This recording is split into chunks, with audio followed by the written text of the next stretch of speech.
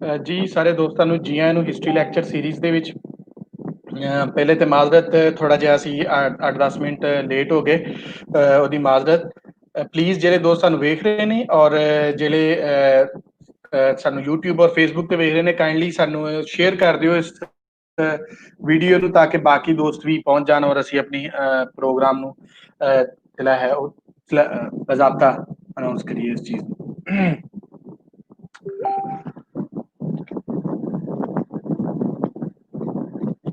ਜੀ ਅੱਜ ਦਾ ਜਿਹੜਾ ਸਾਡਾ ਟੌਪਿਕ ਹੈ history lecture series colonial ethnography, ruling India through record knowledge.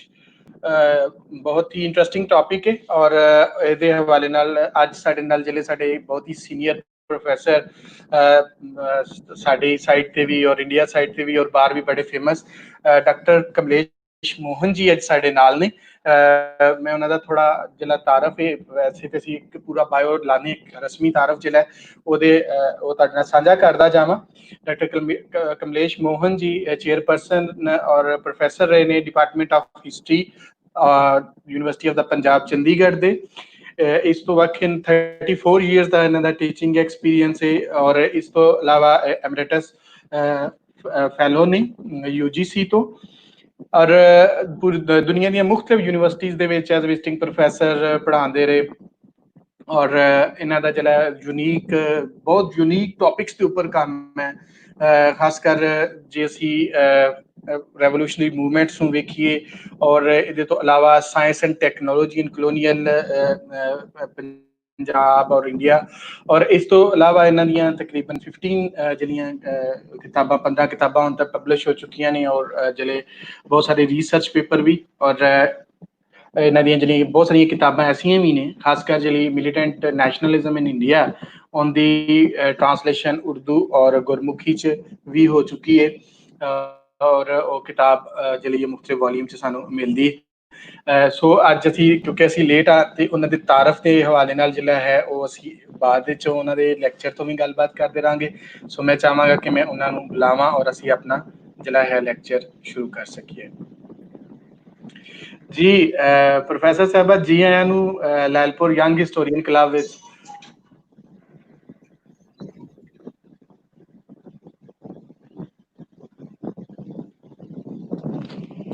ਜੀ ਮੇਰੀ ਆਵਾਜ਼ ਆ ਰਹੀ ਹੈ? ਤੁਹਾਨੂੰ ਥੋੜੀ ਹਲਕੀ ਆ ਰਹੀ ਹੈ। हाँ जी, मैं क्या जी ਅਸੀਂ ਲਾਈਵ ਆ ਗਏ ਹਾਂ ਤੇ ਤੁਹਾਨੂੰ ਜੀ ਆਇਆਂ ਨੂੰ ਆਖਦੇ ਹਾਂ। ਮੇਰੀ ਆ ਰਹੀ ਹੈ ਜੀ ਬਿਲਕੁਲ ਆ ਰਹੀ ਹੈ, ਤੁਹਾਡੀ ਆਵਾਜ਼ ਬਿਲਕੁਲ ਆ ਰਹੀ ਹੈ। ਤੇ ਹੁਣ ਸਕਰੀਨ ਤੁਹਾਡੇ ਕੋਲ ਹੋਏਗੀ, ਤੁਸੀਂ ਆਪਣੀ ਗੱਲਬਾਤ ਕਰੋ ਔਰ ਅਸੀਂ ਤੁਹਾਨੂੰ ਮਿਲਨੇ ਤੁਹਾਡੇ ਲੈਕਚਰ ਤੋਂ ਬਾਅਦ ਕੁਝ ਸਵਾਲਾਂ ਔਰ ਗੱਲਬਾਤ।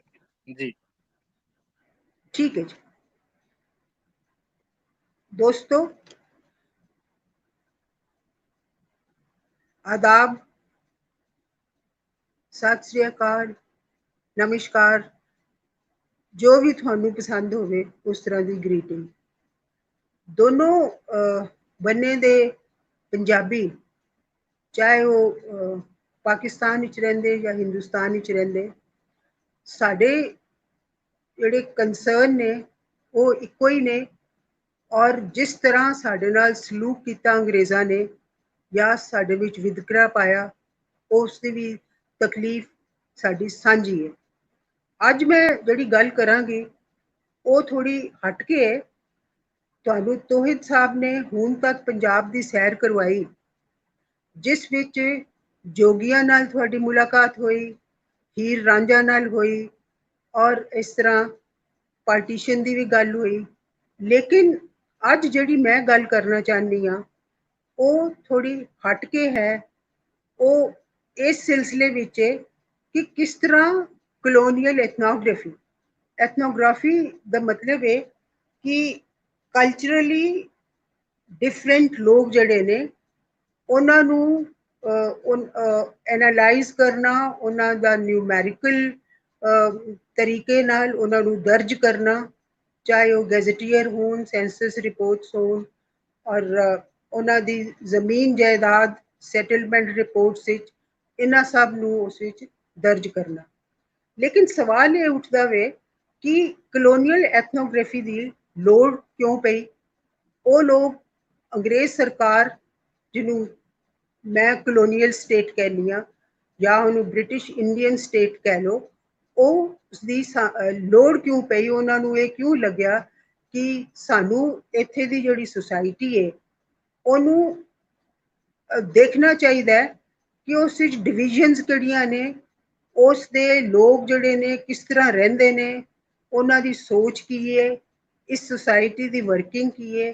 ਇਸ ਸਭ ਨੂੰ ਉਹ ਸਿਰਫ ਦਰਜ ਨਹੀਂ ਸੀ ਕਰਨਾ ਚਾਹੁੰਦੇ, ਬਲਕਿ ਉਹਨੂੰ ਇਸ ਵਾਸਤੇ ਇਸਤੇਮਾਲ ਕਰਨਾ ਚਾਹੁੰਦੇ ਸੀ ਕਿ ਉਹਨਾਂ ਦੀ ਇੱਕ ਸਟ੍ਰੈਟਜੀ ਬਣੇ, ਇੱਕ ਉਹਨਾਂ ਦੇ ਹੱਥ ਇੱਕ ਐਸਾ ਹਥਿਆਰ ਆ ਜਾਏ ਜਿਸ ਦੇ ਜ਼ਰੀਏ ਉਹ ਸਾਡੇ ਤੇ ਰਾਜ ਕਰਨ, ਔਰ ਜਿਸ ਤਰ੍ਹਾਂ ਵੀ ਪੋਸੀਬਲ ਹੋਵੇ ਉਹ ਸਾਨੂੰ ਆਪਸ ਵਿੱਚ ਵੰਡ ਦੇਣ, ਔਰ ਇਸ ਤਰ੍ਹਾਂ ਵੰਡ ਦੇਣ ਕਿ ਅਸੀਂ ਆਪਸ ਵਿੱਚ ਲੜਨ ਲਈ ਤਿਆਰ ਹੋ ਜਾਈਏ, ਚਾਹੇ ਉਹ ਧਰਮ ਦਾ ਬੇਸਿਸ ਸੀ, ਚਾਹੇ ਕੋਈ ਹੋਰ ਤਰੀਕਾ ਉਹਨਾਂ ਨੇ ਜਾਤ ਪਾਤ ਦਾ ਸੀ ਉਹਨੂੰ ਇਸਤੇਮਾਲ ਕੀਤਾ। ਲੇਕਿਨ ਇਸ ਤਰ੍ਹਾਂ ਦੀ ਤਬਦੀਲੀ ਕਿਉਂ ਆਈ 19th ਸੈਂਚੁਰੀ ਵਿੱਚ? ਇਹਦੀ ਖਾਸ ਗੱਲ ਹੈ ਕਿ ਉਸ ਵੇਲੇ ਥਿਊਰੀ ਆਫ ਨੌਲੇਜ ਵਿੱਚ ਇੱਕ ਸ਼ਿਫਟ ਦੇਖਿਆ ਗਿਆ। ਉਹ ਸ਼ਿਫਟ ਸੀ ਰਿਲੀਜਨ ਟੂ ਸਾਇੰਸ।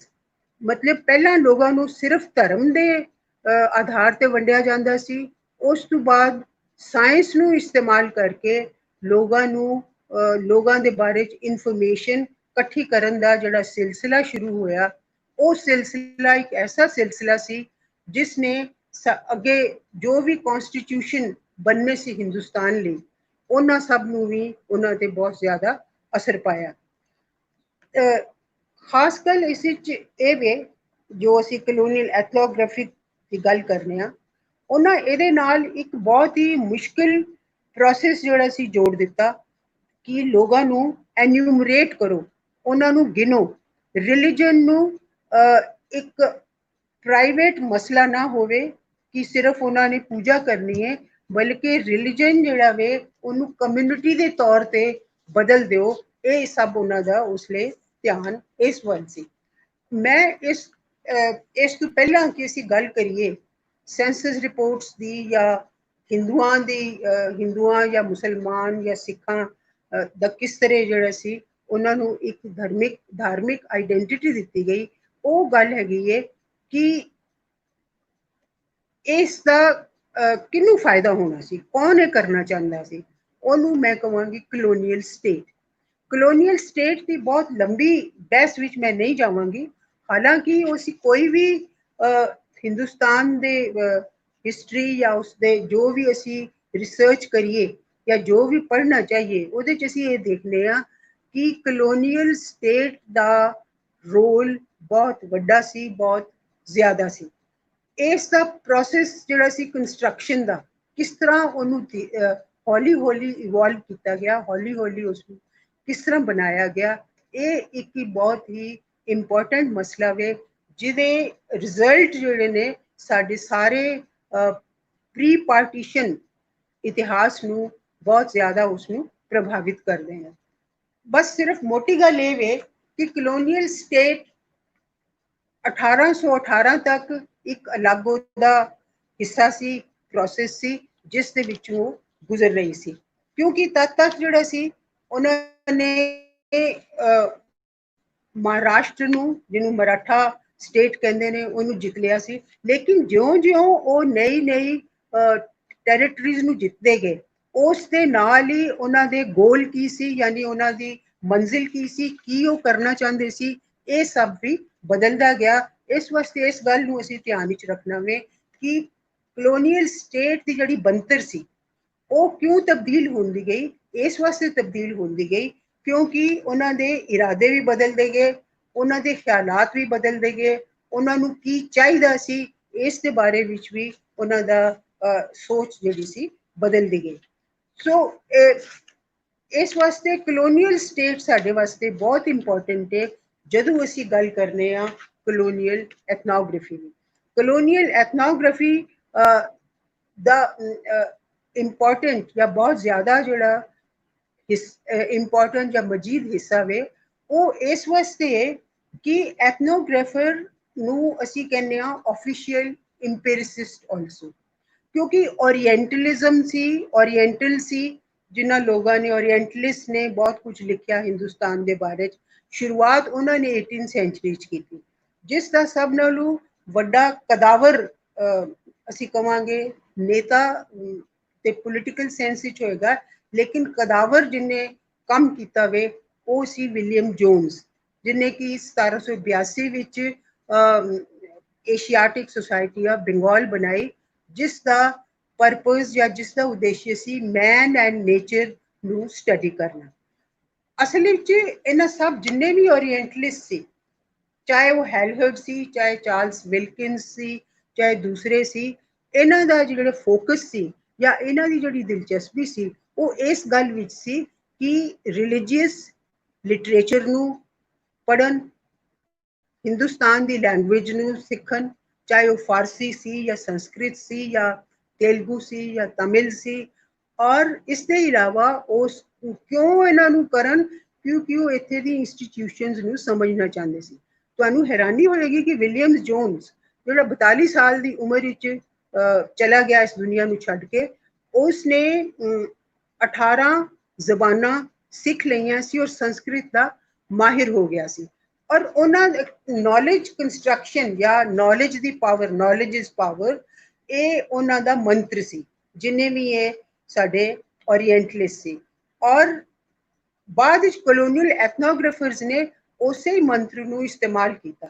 ਇਹਦੀ ਜਿਹੜੀ ਖਾਸੀਅਤ ਸੀ ਕਿ ਕੰਪੈरेटिव ਸਟ੍ਰੈਟਜੀ ਜਾਂ ਕੰਪੈरेटिव ਮੈਥਡ ਜਿਹੜਾ ਉਹ ਇਸਤੇਮਾਲ ਕਰਨਾ ਚਾਹੀਦਾ। ਔਰ ਉਸ ਦਾ ਕੀ ਮਤਲਬ ਸੀ ਜਾਂ ਉਸ ਦਾ ਕੀ ਫਾਇਦਾ ਸੀ ਉਹਨਾਂ ਨੂੰ, ਉਹਨਾਂ ਇੱਕ ਖਿਆਲ ਬਣਾ ਲਿਆ ਸੀ ਹਿੰਦੁਸਤਾਨ ਦੀ ਸਭਿਅਤਾ ਦੇ ਵਿਕਾਸ ਦਾ। ਉਹ ਖਿਆਲ ਜਾਂ ਉਹਨਾਂ ਦਾ ਜਿਹੜਾ ਸੋਚ ਸੀ ਉਹ ਇਹ ਸੀ ਕਿ ਹਿੰਦੁਸਤਾਨ ਜਿਹੜਾ ਵੇ ਇੱਕ ਇੰਪੀਰੀਅਲਿਸਟ ਮਿਊਜ਼ੀਅਮ ਵਿੱਚ ਇੱਕ ਐਂਸ਼ੀਐਂਟ ਪੀਸ ਹੈ। ਔਰ ਉਹਨਾਂ ਦੀ ਥਿਊਰੀ ਸੀ ਕਿ ਡੈਕਡੈਂਸ ਜ਼ਿਆਦਾ ਇੰਪੋਰਟੈਂਟ ਹੈ, ਹਿੰਦੁਸਤਾਨ ਨੂੰ ਸਮਝਣ ਵਿੱਚ ਪ੍ਰੋਗਰੈਸ ਜਿਹੜੀ ਹੈ ਬਹੁਤ ਘੱਟ ਹੈ। ਇਸ ਵਾਸਤੇ ਇਹਨੂੰ ਬਚਾਉਣਾ ਬਹੁਤ ਜ਼ਰੂਰੀ ਹੈ, ਇਸ ਵਾਸਤੇ ਇਹਨੂੰ ਸਮਝਣਾ ਚਾਹੁੰਦੇ ਸੀ ਔਰ ਇਸ ਦੀ ਕਿਤਾਬਾਂ ਨੂੰ ਪੜ੍ਹਨਾ ਚਾਹੁੰਦੇ ਸੀ, ਚਾਹੇ ਉਹ ਰਿਲੀਜੀਅਸ ਲਿਟਰੇਚਰ ਸੀ, ਚਾਹੇ ਲੈਂਗੁਏਜਸ ਸੀ, ਚਾਹੇ ਜੋ ਹੋਰ ਵੀ ਉਹਨਾਂ ਦੇ ਮਤਲਬ ਦਾ ਸੀ। ਔਰ ਉਹਨਾਂ ਨੇ ਇਹ ਮੰਤਰ ਦਿੱਤਾ, ਨੌਲੇਜ ਇਜ਼ ਪਾਵਰ।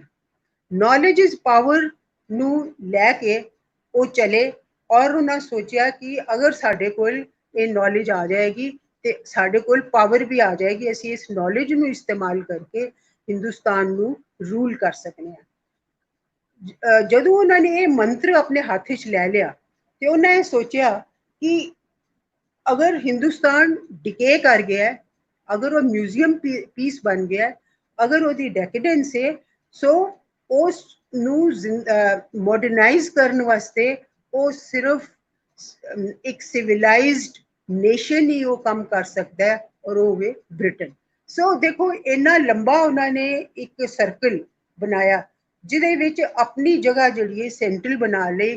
ਹਿੰਦੁਸਤਾਨੀਆਂ ਨੂੰ ਉਹਨਾਂ ਸੋਚਿਆ ਇਹ ਤੇ ਪ੍ਰਿਮਿਟਿਵ ਨੇ ਔਰ ਇਸ ਵਾਸਤੇ ਇਹਨਾਂ ਨੂੰ ਸਿਵਲਾਈਜ਼ ਕਰਨ ਦਾ ਕੰਮ ਸਾਡਾ ਵੇ। ਔਰ ਸਾਡੇ ਕੋਲ ਸਾਇੰਸ ਵੀ ਹੈ, superiority of science ਹੈ, superiority of language ਹੈ। ਔਰ ਇਹ ਉਹਨਾਂ ਦੇ ਮਨ ਵਿੱਚ ਇਹ ਜਿਹੜਾ ਸੀ ਬਹੁਤ ਵੱਡਾ ਭਰਮ ਪੈਦਾ ਹੋ ਗਿਆ ਔਰ ਉਸ ਭਰਮ ਨੂੰ ਉਹ ਜੀਂਦੇ ਰਹੇ ਔਰ ਉਸ ਦੇ ਮੁਤਾਬਿਕ ਹੀ ਉਹਨਾਂ ਨੇ ਸਟ੍ਰੈਟਜੀ ਬਣਾ ਲਈ।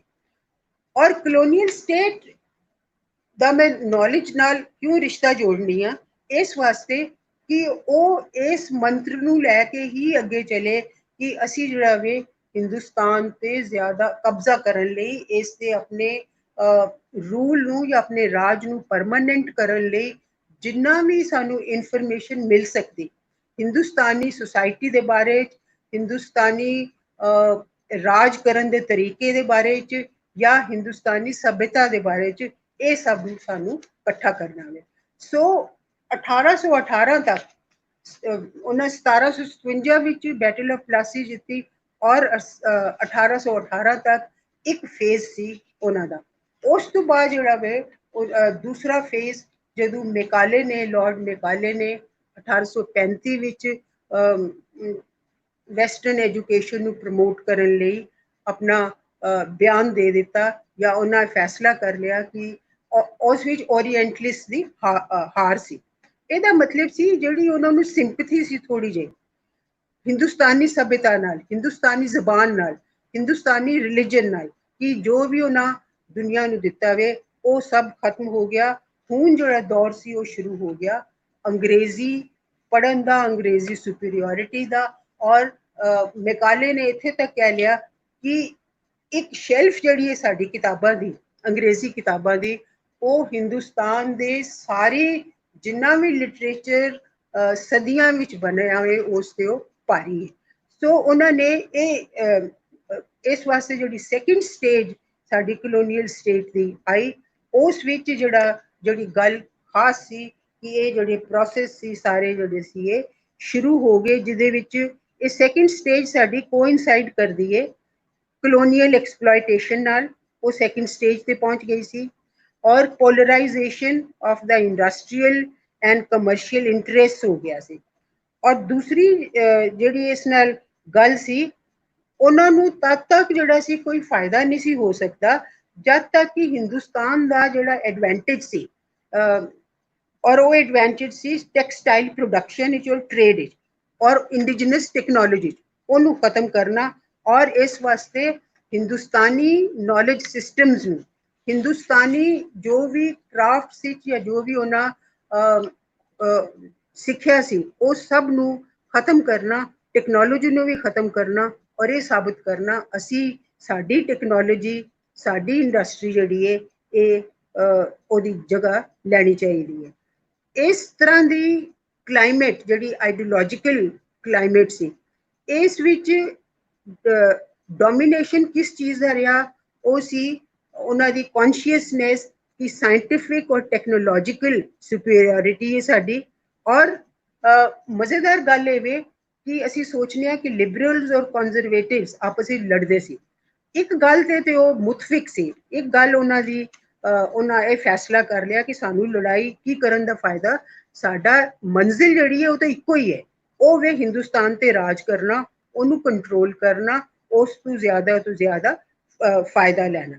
ਸੋ ਇਸ ਵਾਸਤੇ 1833 ਤੋਂ ਲੈ ਕੇ 19th ਸੈਂਚੁਰੀ ਜਦੋਂ ਖਤਮ ਹੋਈ, ਉਸ ਵੇਲੇ ਤੱਕ ਜਿਹੜੇ ਕਲੋਨੀਅਲ ਸਟੇਟ ਦੇ ਜਿਹੜੇ ਇਸੈਂਸ਼ੀਅਲ ਫੀਚਰ ਸੀ, ਜਿਹੜੀਆਂ ਖਾਸ ਗੱਲਾਂ ਸੀ, ਜੇ ਟੈਂਡੈਂਸੀਜ਼ ਸੀ, ਉਹ ਤਕਰੀਬਨ ਇਵੋਲਵ ਹੋ ਚੁੱਕੀਆਂ ਸੀ ਔਰ specific type of colonial state ਬਣ ਗਈ ਸੀ। ਔਰ ਇਸ ਦੀ ਇਹ ਜਿਹੜੀ ਇਸ ਸਟੇਟ ਵਿੱਚ ਜਿਹੜੀ ਖਾਸ ਗੱਲ ਸੀ ਉਸ ਵੇਲੇ ਉਹ ਸੀ ਕਿ ਕਲੋਨੀਅਲ ਸਟੇਟ ਉਸ ਵਕਤ ਉਹਨਾਂ ਫੋਰਸਿਸ ਨੂੰ ਚਾਹੁੰਦੀ ਸੀ ਐਨਕਰੇਜ ਕਰਨਾ ਜਾਂ ਉਹਨਾਂ ਦੀ ਹੱਲਾਸ਼ੇਰੀ ਕਰਨਾ, ਜਿਹਦੇ ਵਿੱਚ ਦੋ ਤਰ੍ਹਾਂ ਦੇ ਟੈਂਡੈਂਸੀਜ਼ ਖਾਸ ਸੀ, ਪ੍ਰੋਗਰੈਸ ਔਰ ਰਿਪਰੈਸ਼ਨ। ਤਦ ਤੱਕ ਸਟੇਟ ਨੇ ਇੱਕ ਯੂਰਪੀਅਨ ਫਿਊਡਲਿਸਟ ਸਟੇਟ ਦੇ ਸਾਰੇ ਕੰਮ ਕਰ ਲਏ ਸੀ ਕਿ ਲਾਅ ਐਂਡ ਆਰਡਰ ਦੀ ਇੱਕ ਵਿਵਸਥਾ ਬਣਾ ਲਈ ਸੀ, ਉਹਨਾਂ ਟੈਕਸੇਸ਼ਨ ਦੀ ਪਾਲਿਸੀ ਬਣਾ ਲਈ ਸੀ। ਔਰ ਇਹ ਜਿੰਨੇ ਵੀ ਇਹ ਕੰਮ ਨੇ ਨਾ, ਪੁਲਿਸ ਦਾ ਕੰਮ, ਜੁਡੀਸ਼ਰੀ ਦਾ ਕੰਮ, ਇਹ ਸਭ ਇੰਸਟੀਟਿਊਸ਼ਨਸ ਤਦ ਤੱਕ ਤਿਆਰ ਹੋ ਗਈਆਂ ਸੀ। ਸਵਾਲ ਇਹ ਉਸਦਾ ਕਿ ਉਹਨਾਂ ਨੂੰ ਇਹ ਨੌਲੇਜ ਇਜ਼ ਪਾਵਰ, ਇਸ ਦੇ ਤਹਿਤ ਜਿਹੜਾ ਸੀ ਉਹਨਾਂ ਸਟ੍ਰੈਟਜੀਜ਼ ਜਿਹੜੀਆਂ ਬਣਾਈਆਂ ਜਿਹੜੀਆਂ ਕਿ ਉਹਨਾਂ ਨੂੰ ਹੈਜਮਨੀ ਮਿਲ ਸਕੇ। ਹੈਜਮਨੀ ਦੇ ਬਾਰੇ 'ਚ ਮੈਂ ਸਿਰਫ ਦੋ ਅਲਫਾਜ਼ ਕਵਾਂਗੀ, ਉਹ ਇਹ ਨੇ ਕਿ ਹੈਜਮਨੀ ਦਾ ਮਤਲਬ ਹੈ ਕਿ ਸਿਰਫ ਤਾਕਤ ਨਾਲ, ਸਿਰਫ ਮਸਕੂਲਰ ਜਾਂ ਮਿਲਟਰੀ ਪਾਵਰ ਨਾਲ ਕਿਸੇ ਨੂੰ ਕੰਟਰੋਲ ਵਿੱਚ ਨਹੀਂ ਰੱਖਿਆ ਜਾ ਸਕਦਾ, ਕਿਉਂਕਿ ਜਿੱਤ ਤੇ ਲਿਆ ਸੀ ਉਹਨਾਂ ਨੇ।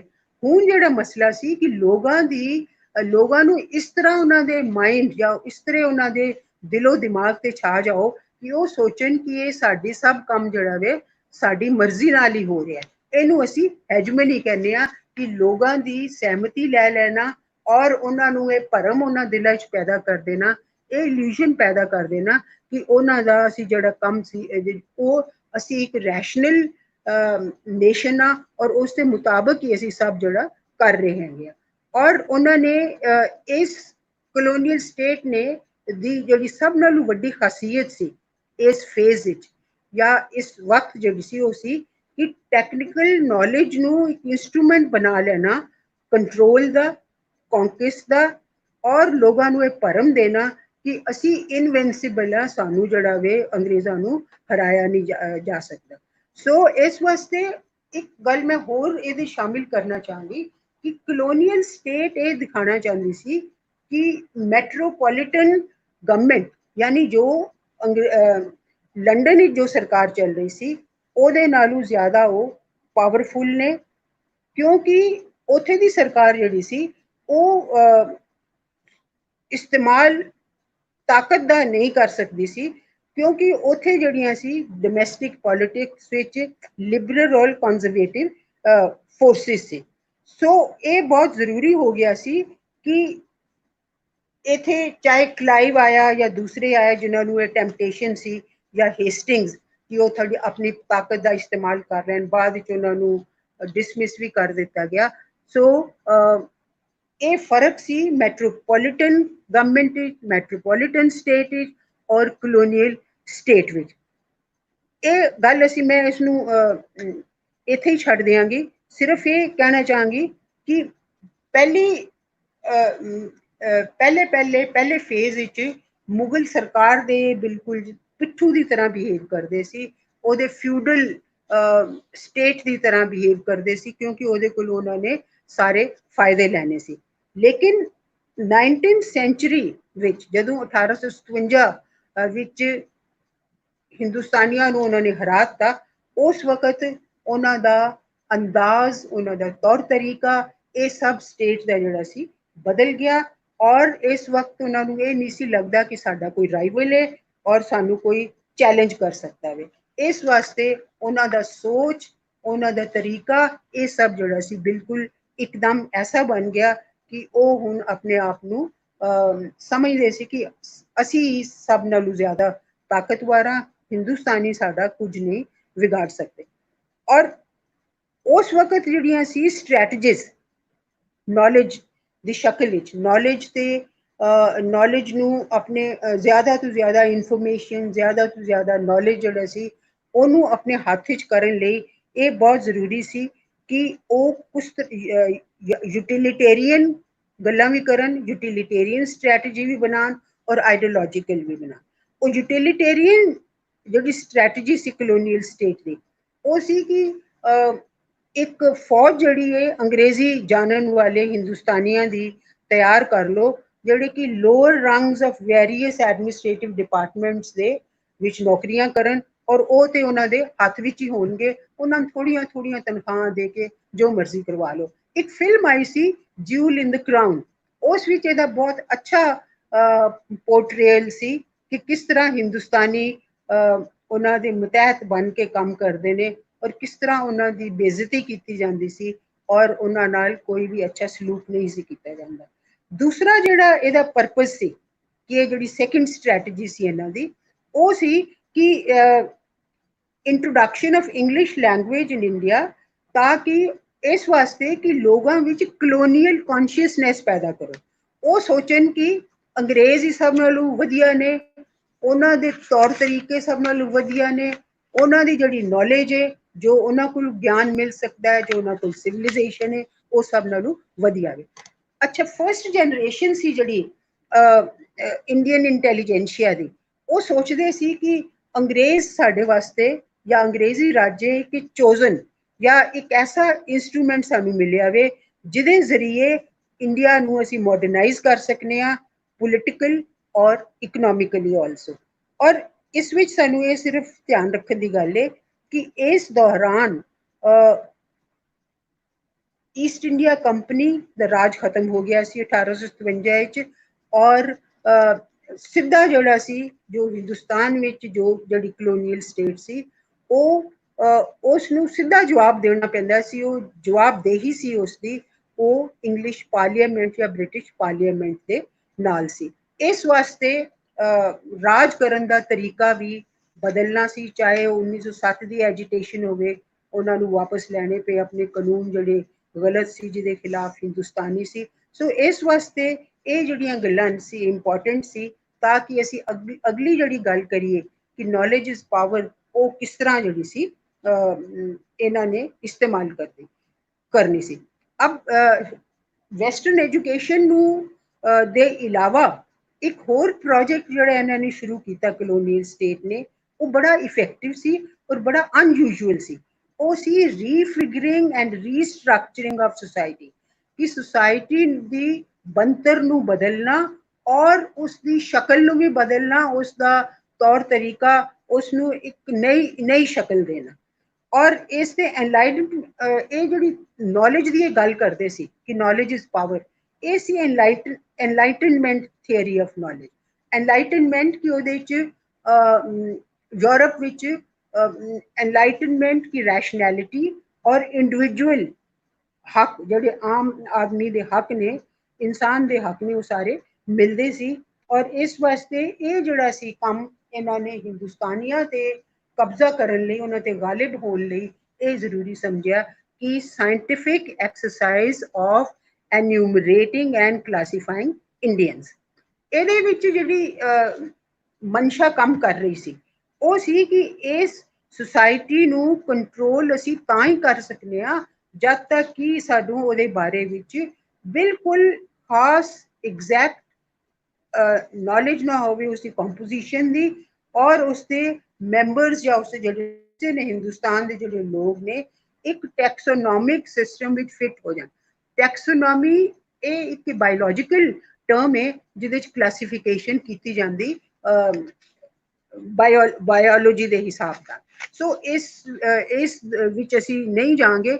असी जिहड़ी गल करना चाहते हैं कि किस तरह गैजेटियर्स, सेटलमेंट सर्वेज और सेंसस रिपोर्ट्स, एथनोग्राफीज और इस तरह इन्होंने कई तरह के जोड़े ने नए नए काम अपनी नॉलेज नू अपने आप अपना कंट्रोल वधाउण लई, हिंदुस्तान की ज़्यादा तो ज़्यादा इंफॉर्मेशन इकट्ठा करने लई वो कीते।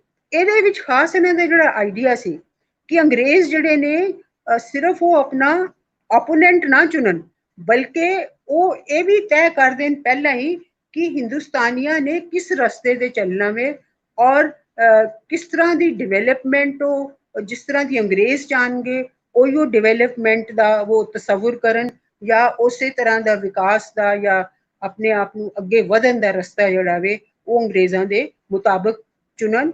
जो असली गल ये सी कि वो रिवोल्यूशन ना करन, क्रांति ना करन। हालांकि उन्हों का जो भी नज़रिया सी या जो भी वो चाहते सी वो उस तरह नहीं होया जिस तरह वो चाहते सी। सो इस वास्ते यूरोपियन बिलीफ या अंग्रेज़ों का ये मनना, उन्हों का ये सोचना कि साड़ी जिहड़ी है वैसटर्न नॉलेज सुपीरियर है, वैसटर्न सिविलाइजेशन सुपीरियर है, और इस नाल जिहड़ा सी उन्हां विच को असहनशीलता या इनटॉलरेंस आ गई अदर कल्चर्स वास्ते और दूसरी तरह के नॉलेज सिस्टम वास्ते। और ये जोड़ा सी जिन्नियां भी गल्लां निकाले करते सी या दूसरे करते सी ये सब उहदे च शामिल सी।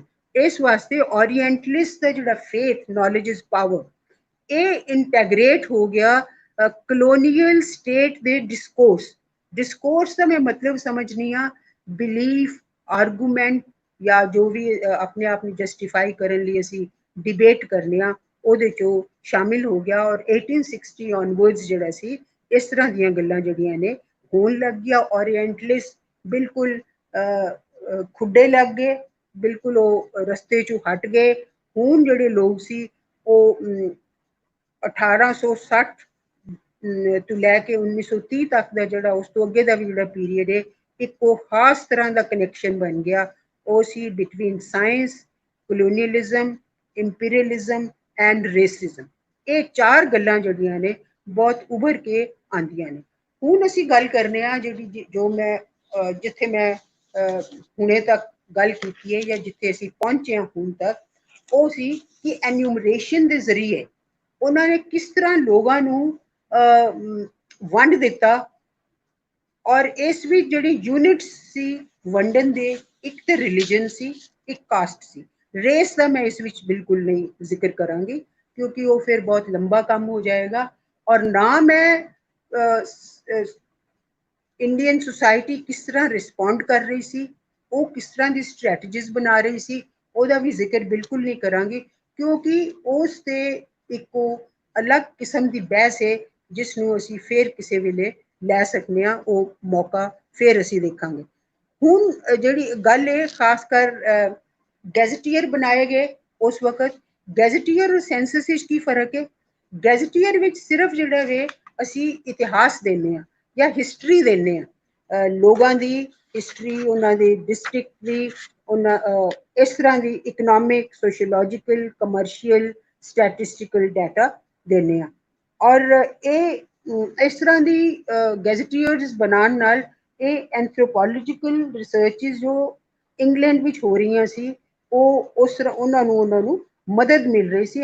ਔਰ ਮਜ਼ੇਦਾਰ ਗੱਲ ਇਹ ਕਿ 1861 ਵਿੱਚ secretary of government of India ਉਹਨੇ ਇਹ ਕਿਹਾ ਕਿ ਤਸਵੀਰਾਂ ਐਸੀਆਂ ਇਕੱਠੀਆਂ ਕਰੋ ਜਾਂ ਲੋਕਾਂ ਦੀਆਂ ਤਸਵੀਰਾਂ ਲਓ, ਜਿਹੜੇ ਪਿਛੜੇ ਹੋਏ ਟ੍ਰਾਈਬਸ ਨੇ ਉਹਨਾਂ ਦੀਆਂ ਤਸਵੀਰਾਂ ਲਓ, ਤਾਂ ਕਿ ਪਤਾ ਲੱਗੇ ਕਿ ਉਹ ਫਿਜ਼ੀਕਲੀ ਸਾਡੇ ਕੋਲੋਂ ਕਿਸ ਤਰ੍ਹਾਂ ਅਲੱਗ ਨੇ। ਮਤਲਬ ਸੀ ਕਿ ਰੇਸ਼ੀਅਲ ਡਿਵੀਜ਼ਨ ਲੋਕਾਂ ਦੀ, ਉਹ ਇਸ ਗੱਲ, ਦੋ ਗੱਲਾਂ ਨੂੰ ਜੋੜਦੇ ਸੀ ਕਿ ਹਿੰਦੁਸਤਾਨ ਇਨਫੀਰੀਅਰ ਰੇਸ ਨੇ ਹਿੰਦੁਸਤਾਨੀਆਂ ਦੀ, ਔਰ ਇਸ ਵਾਸਤੇ ਉਹਨਾਂ ਦੇ ਦਿਮਾਗ ਜਿਹੜੇ ਨੇ, ਇੰਟੈਲੀਜੈਂਸ ਵੀ ਇਨਫੀਰੀਅਰ ਹੈ। ਅਸੀਂ ਇਸ ਗੱਲ ਵਿੱਚ, ਬਹਿਸ ਵਿੱਚ ਨਹੀਂ ਜਾਵਾਂਗੇ ਕਿ ਟ੍ਰਾਈਬਲ ਆਰਗੇਨਾਈਜੇਸ਼ਨ ਨੂੰ ਉਹਨਾਂ ਨੇ ਕਿਸ ਤਰ੍ਹਾਂ ਸਟੱਡੀ ਕੀਤਾ।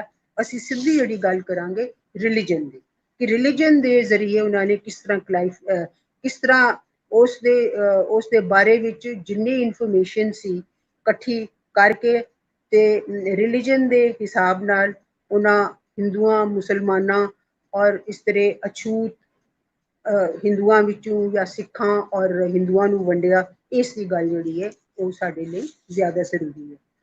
ਇਹਦੇ ਵਿੱਚ ਖਾਸ ਗੱਲ ਹੈ ਕਿ ਇੰਡੀਅਨ ਸੁਸਾਇਟੀ ਨੂੰ ਆਈਡੈਂਟੀਫਾਈ ਕਰਨਾ, ਉਹਦੇ ਮੁਤਾਬਿਕ ਉਸ ਦਾ ਇਹ ਫੈਸਲਾ ਕਰਨਾ ਜਾਂ ਇਹ ਦਿਖਾਣਾ ਕਿ ਇਹ ਰੇਸਿਸ, ਟ੍ਰਾਈਬਸ ਔਰ ਕਾਸਟ ਵਿੱਚ ਵੰਡੇ ਹੋਏ ਨੇ। ਔਰ ਇਹ ਕਲੋਨੀਅਲ ਐਥਨੋਗ੍ਰਾਫਰਸ, ਚਾਹੇ ਉਹ ਹਰਬਰਟ ਰਿਜ਼ਲੇ ਸੀ ਜਾਂ ਡੈਨਜ਼ਲ ਇਬਰਟਸਨ ਸੀ ਜਾਂ ਨੈਸਫੀਲਡ ਸੀ, ਇਹਨਾਂ ਦੀ ਥਿਊਰੀਜ਼ ਅਲੱਗ-ਅਲੱਗ ਸੀ ਕਿ ਕਾਸਟ ਕਿਸ ਤਰ੍ਹਾਂ ਬਣੀ। ਉਹ ਉਸ ਵਿੱਚ ਵੀ ਅਜੇ ਅਸੀਂ ਨਹੀਂ ਜਾਵਾਂਗੇ, ਉਹ ਥੋੜੀ ਦੇਰ ਬਾਅਦ ਉਸ ਦੀ ਗੱਲ ਕਰਾਂਗੇ। ਲੇਕਿਨ ਅਸੀਂ ਜਿਹੜੀ ਅਜੇ ਗੱਲ ਕਰਨਾ ਚਾਹੁੰਦੇ ਹਾਂ ਉਹ ਇਹ ਸਭ ਨਾਲੋਂ ਪਹਿਲਾਂ ਇਹਨਾਂ ਫੋਕਸ ਕੀਤਾ ਹਿੰਦੂਆਂ ਤੇ ਉਹਨਾਂ ਫੋਕਸ ਇਸ ਲਈ ਕੀਤਾ ਕਿ ਉਹ ਹਿੰਦੁਸਤਾਨ ਵਿੱਚ ਹਿੰਦੂ ਦੀ ਮੈਜੋਰਿਟੀ ਸੀ। ਇਸ ਵਾਸਤੇ ਉਹਨਾਂ ਨੂੰ ਸਮਝਣਾ, ਉਹਨਾਂ ਦੀ ਸੁਸਾਇਟੀ ਨੂੰ ਸਮਝਣਾ, ਕਿਸ ਤਰ੍ਹਾਂ ਉਹਨਾਂ ਦਾ ਸਮਾਜ ਦੀ, ਉਹਨਾਂ ਦੀ ਕੀ ਬਣਤਰ ਸੀ, ਕਿਸ ਤਰ੍ਹਾਂ ਉਹ ਉਹਨਾਂ ਦੀ ਕੰਪੋਜੀਸ਼ਨ ਸੀ, ਇਹ ਸਭ ਸਮਝਣਾ ਬਹੁਤ ਜ਼ਿਆਦਾ ਜ਼ਰੂਰੀ ਸੀ।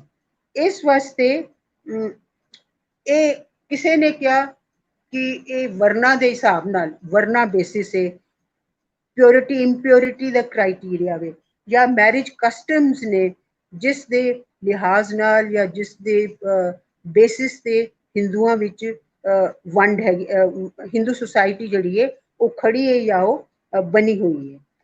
ਔਰ ਅੰਗਰੇਜ਼ਾਂ ਨੇ, ਜਿਹੜੇ ਕਲੋਨੀਅਲ ਐਥਨੋਗ੍ਰਾਫਰ ਸੀ, ਉਹਨਾਂ ਇਹ ਸੋਚਿਆ, ਉਹਨਾਂ ਨੇ ਇਹ ਜ਼ਾਹਿਰ ਕੀਤਾ ਕਿ ਹਿੰਦੂਆਂ ਨੂੰ ਅਸੀਂ ਤਦ ਤੱਕ, ਸਾਨੂੰ ਸਮਝਣ ਦਾ ਕੋਈ ਫਾਇਦਾ ਨਹੀਂ, ਉਹਨਾਂ ਦੀ ਸੁਸਾਇਟੀ ਦੀ ਕੀ ਕੰਪੋਜੀਸ਼ਨ ਹੈ ਉਹਨੂੰ ਵੀ ਸਮਝਣ ਦਾ ਕੋਈ ਫਾਇਦਾ ਨਹੀਂ, ਜਦ ਤੱਕ ਅਸੀਂ ਇਹ ਨਾ ਕਰ ਸਕੀਏ ਕਿ ਉਹਨਾਂ ਦੀ ਨਿਊਮੈਰੀਕਲ ਪੋਜੀਸ਼ਨ ਕੀ ਸੀ, ਉਹਨਾਂ ਦਾ ਨੰਬਰ ਕਿੰਨਾ ਹੈ।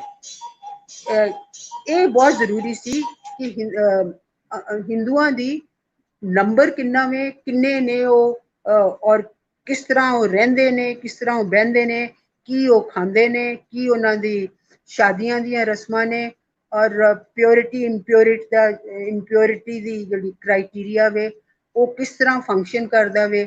ਲੂਈ ਡਿਊਮਾ ਇੱਕ ਫ੍ਰੈਂਚ ਹੈ ਜਿਹਨੇ ਬੜੀ ਇਸ ਗੱਲ ਤੇ ਹੋਮੋ ਹਾਇਰਾਰਕਸ ਦੀ ਕਿਤਾਬ ਲਿਖੀ ਹੈ, ਜਿਸ ਵਿੱਚ ਉਹਨਾਂ ਪਿਓਰਿਟੀ ਇੰਪਿਓਰਿਟੀ ਜਾਂ ਦੂਸਰੇ ਜਿਹੜੇ ਵਰਨਾ ਦਾ ਮਸਲਾ ਹੈ ਉਹਨਾਂ ਨੂੰ ਉਸ ਤੇ ਉਹਨਾਂ ਡਿਸਕਸ ਕੀਤਾ ਹੈ। ਔਰ 1901 ਔਰ 1931 ਦੇ ਦੌਰਾਨ ਸੈਂਸਸ ਨੂੰ ਇੱਕ ਐਸਾ ਇੰਸਟਰੂਮੈਂਟ, ਇੱਕ ਐਸਾ ਟੂਲ ਬਣਾ ਲਿਆ ਗਿਆ, ਇੱਕ ਐਸਾ ਹਥਿਆਰ ਬਣਾ ਲਿਆ ਗਿਆ, ਇੰਨਾ ਜ਼ਿਆਦਾ ਉਹਨੂੰ ਵਧੀਆ ਘੜ ਕੇ ਇੰਨਾ ਚੰਗਾ ਉਹਨੂੰ ਕਰ ਲਿਆ ਕਿ ਉਹ ਬਹੁਤ ਮਦਦਗਾਰ ਸਾਬਿਤ ਹੋਇਆ। ਕਿਸ ਵਾਸਤੇ? ਟੂ ਕੰਸਟਰਕਟ ਆਈਡੈਂਟੀਟੀਜ਼, ਲੋਕਾਂ ਦੀ ਜਿਹੜੀ ਹੋਂਦ ਹੈ, ਜਿਹੜਾ ਉਹਦਾ ਅਸਤਿਤਵ ਹੈ, ਜਿਹੜੀ ਉਹਦੀ ਆਈਡੈਂਟਿਟੀ ਹੈ, ਰਿਲੀਜਨ ਦੇ ਹਿਸਾਬ ਨਾਲ, ਧਰਮ ਦੇ ਹਿਸਾਬ ਨਾਲ, ਉਹਦੇ ਬੇਸਿਸ ਤੇ ਔਰ ਕਾਸਟ ਦੇ ਬੇਸਿਸ ਤੇ ਉਹਨੂੰ ਬਣਾਇਆ ਜਾਏ ਔਰ ਉਸ ਦੇ ਬਾਰੇ 'ਚ ਗੱਲ ਕੀਤੀ ਜਾਏ ਜਾਂ ਉਸ ਦੇ ਬਾਰੇ 'ਚ ਬਹਿਸ ਛੇੜੀ ਜਾਏ। इस हिंदुस्तान विच पोलिटिकली, सोशियोलॉजिकली, मिलिटरीली, आइडियोलॉजिकली, साइंटिफिकली और एपिस्टेमोलॉजिकली, मतलब हर लिहाज नाल हिंदुस्तानियां दा दुनिया दे बारे च की नजरिया वे, किस तरह उन्हें वो रहना चाहते हैं, किस तरह वो बिहेव करते हैं, ये सब जोड़ा वे बहुत जरूरी है। और एदा कनैक्शन उन्होंने जोड़िया, एदा संबंध उन्होंने जोड़िया रिलीजन नाल कि हिंदू जड़े ने एक खास रिलीजन विच यकीन करते हैं।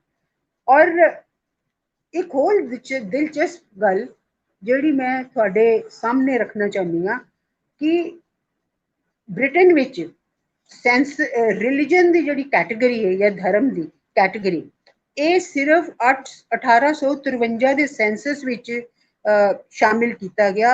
उत्थे इन्ना झगड़ा होया, इतना खून खराबा होया कि उस तो बाद ये जिहड़ा कॉलम है रिलीजन का, ये हमेशा लिए हटा दिता गया।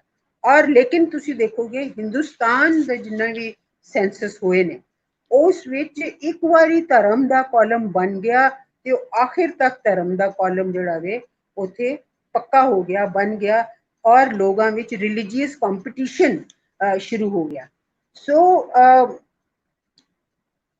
रिलीजन इत्थे किस लिए इस्तेमाल होया? For describing, enumerating and also analyzing and conceptualizing Indian people कि हिंदुस्तानियां ਨੂੰ ਸਮਝਣ ਲਈ, ਉਹਨਾਂ ਨੂੰ ਉਹਨਾਂ ਦਾ ਐਨਾਲਾਈਜ਼ ਕਰਨ ਵਾਸਤੇ, ਉਹਨਾਂ ਦੇ ਬਾਰੇ ਚ ਇੱਕੋ ਖਾਸ ਤਰ੍ਹਾਂ ਦਾ ਖਿਆਲ ਕਨਸੈਪਟ ਬਣਾਉਣ ਲਈ ਇਹ ਰਿਲੀਜਨ ਨੂੰ ਇਸਤੇਮਾਲ ਕੀਤਾ ਗਿਆ। ਇਸ ਵਾਸਤੇ ਬੇਸ਼ੱਕ ਜਿਹੜਾ ਸੀ ਖਾਸ ਜਿਹੜੀ ਗੱਲ ਮੈਂ ਤੁਹਾਡੀ ਨਜ਼ਰ ਵਿੱਚ ਲਿਆਉਣਾ ਚਾਹੁੰਦੀ ਹਾਂ ਕਿ ਰਿਲੀਜਨ ਨੂੰ ਜਾਂ ਧਰਮ ਨੂੰ ਇਸ ਤਰ੍ਹਾਂ ਪ੍ਰੈਜ਼ੈਂਟ ਕੀਤਾ ਗਿਆ कि वो हिंदुस्तानी समाज का एक गवर्निंग प्रिंसिपल है कि उस दे मुताबिक, उस दे बेसिस ते हिंदुस्तानी सोसाइटी जिहड़ी है अगे चलती है। और ये एक बहुत बड़ा मसला बन गया जिसने, मसला नहीं मैं कहूँगी, एक बहुत बड़ा एक इन्हां दे हाथ सीक्रेट आ गया जिसने इन्फ्लुएंस किया कलोनीयल पॉलिसीज नू, लैजिस्लेशन नू, जिस जो कि हिंदुस्तानियां दे हर पहलू नाल जुड़ी हुई सी। अच्छा, फर्स्ट जिहड़ा वे पहला सेंसस जिहड़ा होया वो होया नॉर्थ वैसटर्न प्रोविंसिस। नॉर्थ वैसटर्न प्रोविंसिस जिन्हों अजकल असी यूपी कहने आ, और वो 1853 विच होया। ਇਹਦੇ ਵਿੱਚ ਹਿੰਦੂਆਂ ਨੂੰ ਦੀ ਗਿਣਤੀ ਕੀਤੀ ਗਈ, ਰਿਕਾਰਡ ਕੀਤਾ ਗਿਆ ਕਿੰਨੇ ਮੁਸਲਿਮ ਸੀ, ਕਿੰਨੇ ਮੁਸਲਮਾਨ ਸੀ, ਕਿੰਨੇ ਹਿੰਦੂ ਸੀ ਔਰ ਅਲੱਗ-ਅਲੱਗ। और उस तो बाद जो सी उन्हां दे धर्म के मुताबिक किसी की कास्ट की सी, पेशा की सी, ये भी ये उस वेले नहीं जोड़िया गया 1853, ये 1872 में जोड़िया गया कि इन्हां सब का जिन्हां दा जिक्र होया सी वो किस जाति नू बिलोंग करते हैं, किस जाति दे ने, या उन्हां दा पेशा की सी। इस तरह की प्रैक्टिस जिहड़ी सी या इसे तरह का जिहड़ा काम सी वो पंजाब विच भी होया, पंजाब सेंसस विच, जिथे रिलीजन एक प्राइमरी कंसर्न बनाया गया कलोनीयल एडमिनिस्ट्रेटर वास्ते। और उस विच जिहड़ी खास गल सी कि जिहड़ा कलोनीयल एथनोग्राफर सी उही सेंसस कमिश्नर बन गया। ਇਹਦਾ मतलब उन्हें गल ये पहला चंगी तरह समझ ली सी, उस गल नूं ही उन्हें अगे लै जाना सी, उस दे मुताबिक ही जो भी अंग्रेज सरकार ने पॉलिसी बनानियां सी उहदे मुताबिक बनानियां सी। और फिर अगले कई सालों तक, कई दशकों तक या 10 साल दशक दे हुंदे ने, रिलीजन नूं ज्यादा तो ज्यादा जगह दी गई, ज्यादा तो ज्यादा उन्होंने वेटेज भी दिता गया। कादे विच रिपोर्ट्स जिहड़ियां बनाईयां गईयां या स्टैटिस्टिकल न्यूमेरिकल टेबल्स जिहड़े बनाए गए। सो सैकेंड पंजाब सेंसस 1868 होया। पहले दी डेट जिहड़ी है बहुत ज्यादा तय नहीं है क्योंकि 1849 ते एनेक्सेशन होया सी। सो इस वास्ते जिहड़ा सी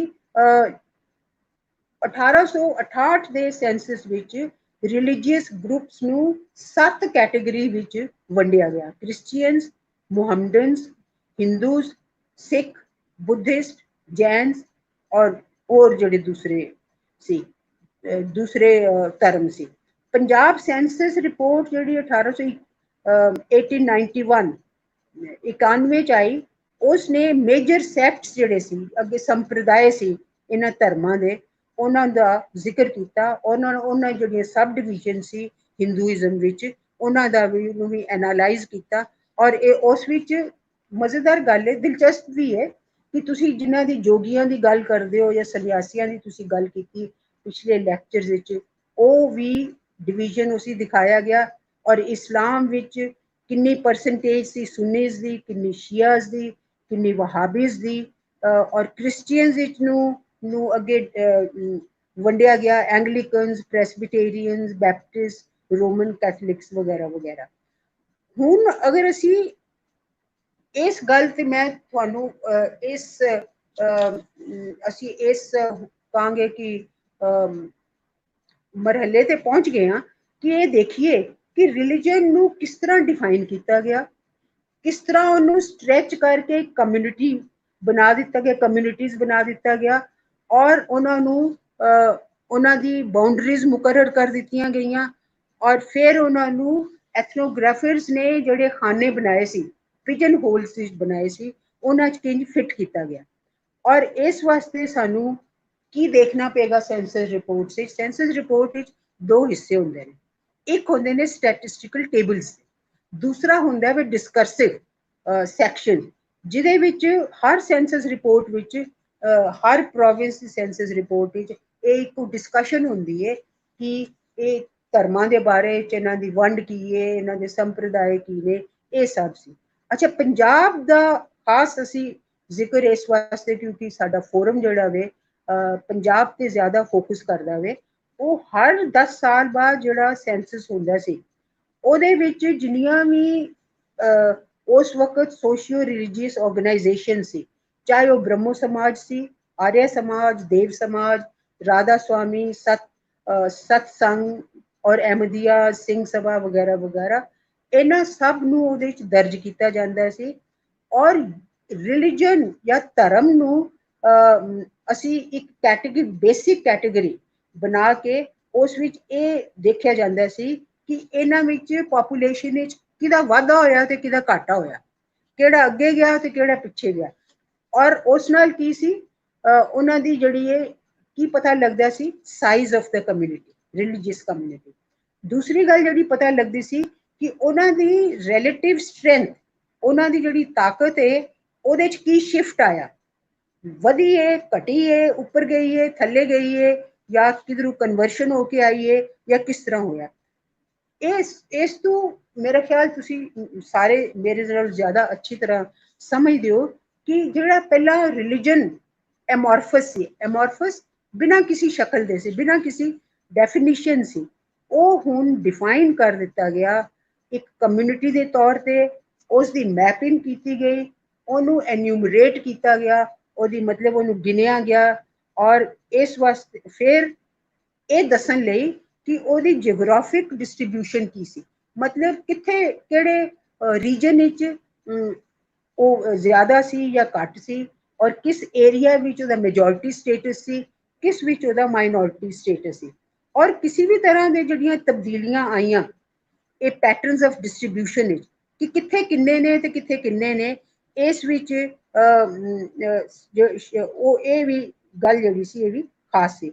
ਪੰਜਾਬ ਸੈਂਸਸ ਰਿਪੋਰਟ 1891 ਦੀ, ਉਹਦੇ ਵਿੱਚ ਉਹਨੂੰ ਅਸੀਂ ਇੱਕ ਐਗਜ਼ਾਮਪਲ ਜਿਹਦੇ ਤੌਰ ਤੇ ਅਸੀਂ ਦੇਖ ਸਕਦੇ ਹਾਂ ਕਿ ਕਿਸ ਤਰ੍ਹਾਂ ਜੈਨ ਔਰ ਸਿੱਖ ਕਮਿਊਨਿਟੀਜ਼ ਦੀ ਐਕਚੁਅਲ ਮੈਪਿੰਗ ਹੋਈ। ਉਹਨੂੰ ਉਹਦੀ ਡਿਸਟ੍ਰੀਬਿਊਸ਼ਨ ਦੇਖੀ ਗਈ ਹਰ ਜ਼ਿਲ੍ਹੇ ਵਿੱਚ, ਹਰ ਪਿੰਡ ਵਿੱਚ, ਔਰ ਜਿੰਨੇ ਵੀ ਅਸੀਂ ਕੋਈ ਅਸੀਂ ਸਮਝ ਸਕਦੇ ਹਾਂ ਕਿ ਜੋ ਵੀ ਇਸ ਦੇ ਹਿੱਸੇ ਹੋ ਸਕਦੇ ਨੇ। ਔਰ ਉਹਨਾਂ ਦਾ ਨਾਲ ਦੂਸਰੀ ਗੱਲ ਜਿਹੜੀ ਸੀ ਡਿਸਟ੍ਰੀਬਿਊਸ਼ਨ ਦੇ ਇਲਾਵਾ ਉਹਨਾਂ ਦੀ ਰੈਪਰੈਜ਼ੈਂਟੇਸ਼ਨ ਟੋਟਲ ਪਾਪੂਲੇਸ਼ਨ ਜਾਂ ਸਾਰੀ ਜਿਹੜੀ ਜਨਸੰਖਿਆ ਸੀ ਜਾਂ ਸਾਰੀ ਜਿਹੜੀ ਆਬਾਦੀ ਵਿੱਚ ਸੀ ਉਸ ਵਿੱਚ ਉਹਨਾਂ ਦਾ ਕਿੰਨਾ ਸ਼ੇਅਰ ਸੀ, ਉਹਨਾਂ ਦੀ ਗਰੋਥ ਕਿਸ ਤਰ੍ਹਾਂ ਹੋ ਰਹੀ ਸੀ, rate of relative growth decline ਹੋ ਰਿਹਾ ਸੀ ਦੂਸਰਿਆਂ ਦੇ ਮੁਕਾਬਲੇ ਵਿੱਚ ਜਾਂ ਵਾਧਾ ਹੋ ਰਿਹਾ ਸੀ। ਔਰ ਇਸ ਤਰ੍ਹਾਂ ਜਿਹੜਾ ਸੀ डिटेल्ड रेफरेंसिस कि कंसनट्रेशन के हिसाब न रिलीजन विच डिस्ट्रिक्ट्स विच वो सब जोड़े सी इन्ना तैयार किए सेंसस रिपोर्ट्स के जरिए। लेकिन एक गल मैं होर इहदे शामिल करांगी कि रिलायबल ऐसा डाटा जिस ते असी जड़ा असी लगे कि उस ते असी यकीन कर सकने हैं खासकर रिलीजन के हिसाब नाल वो काफ़ी मुश्किल कम सी।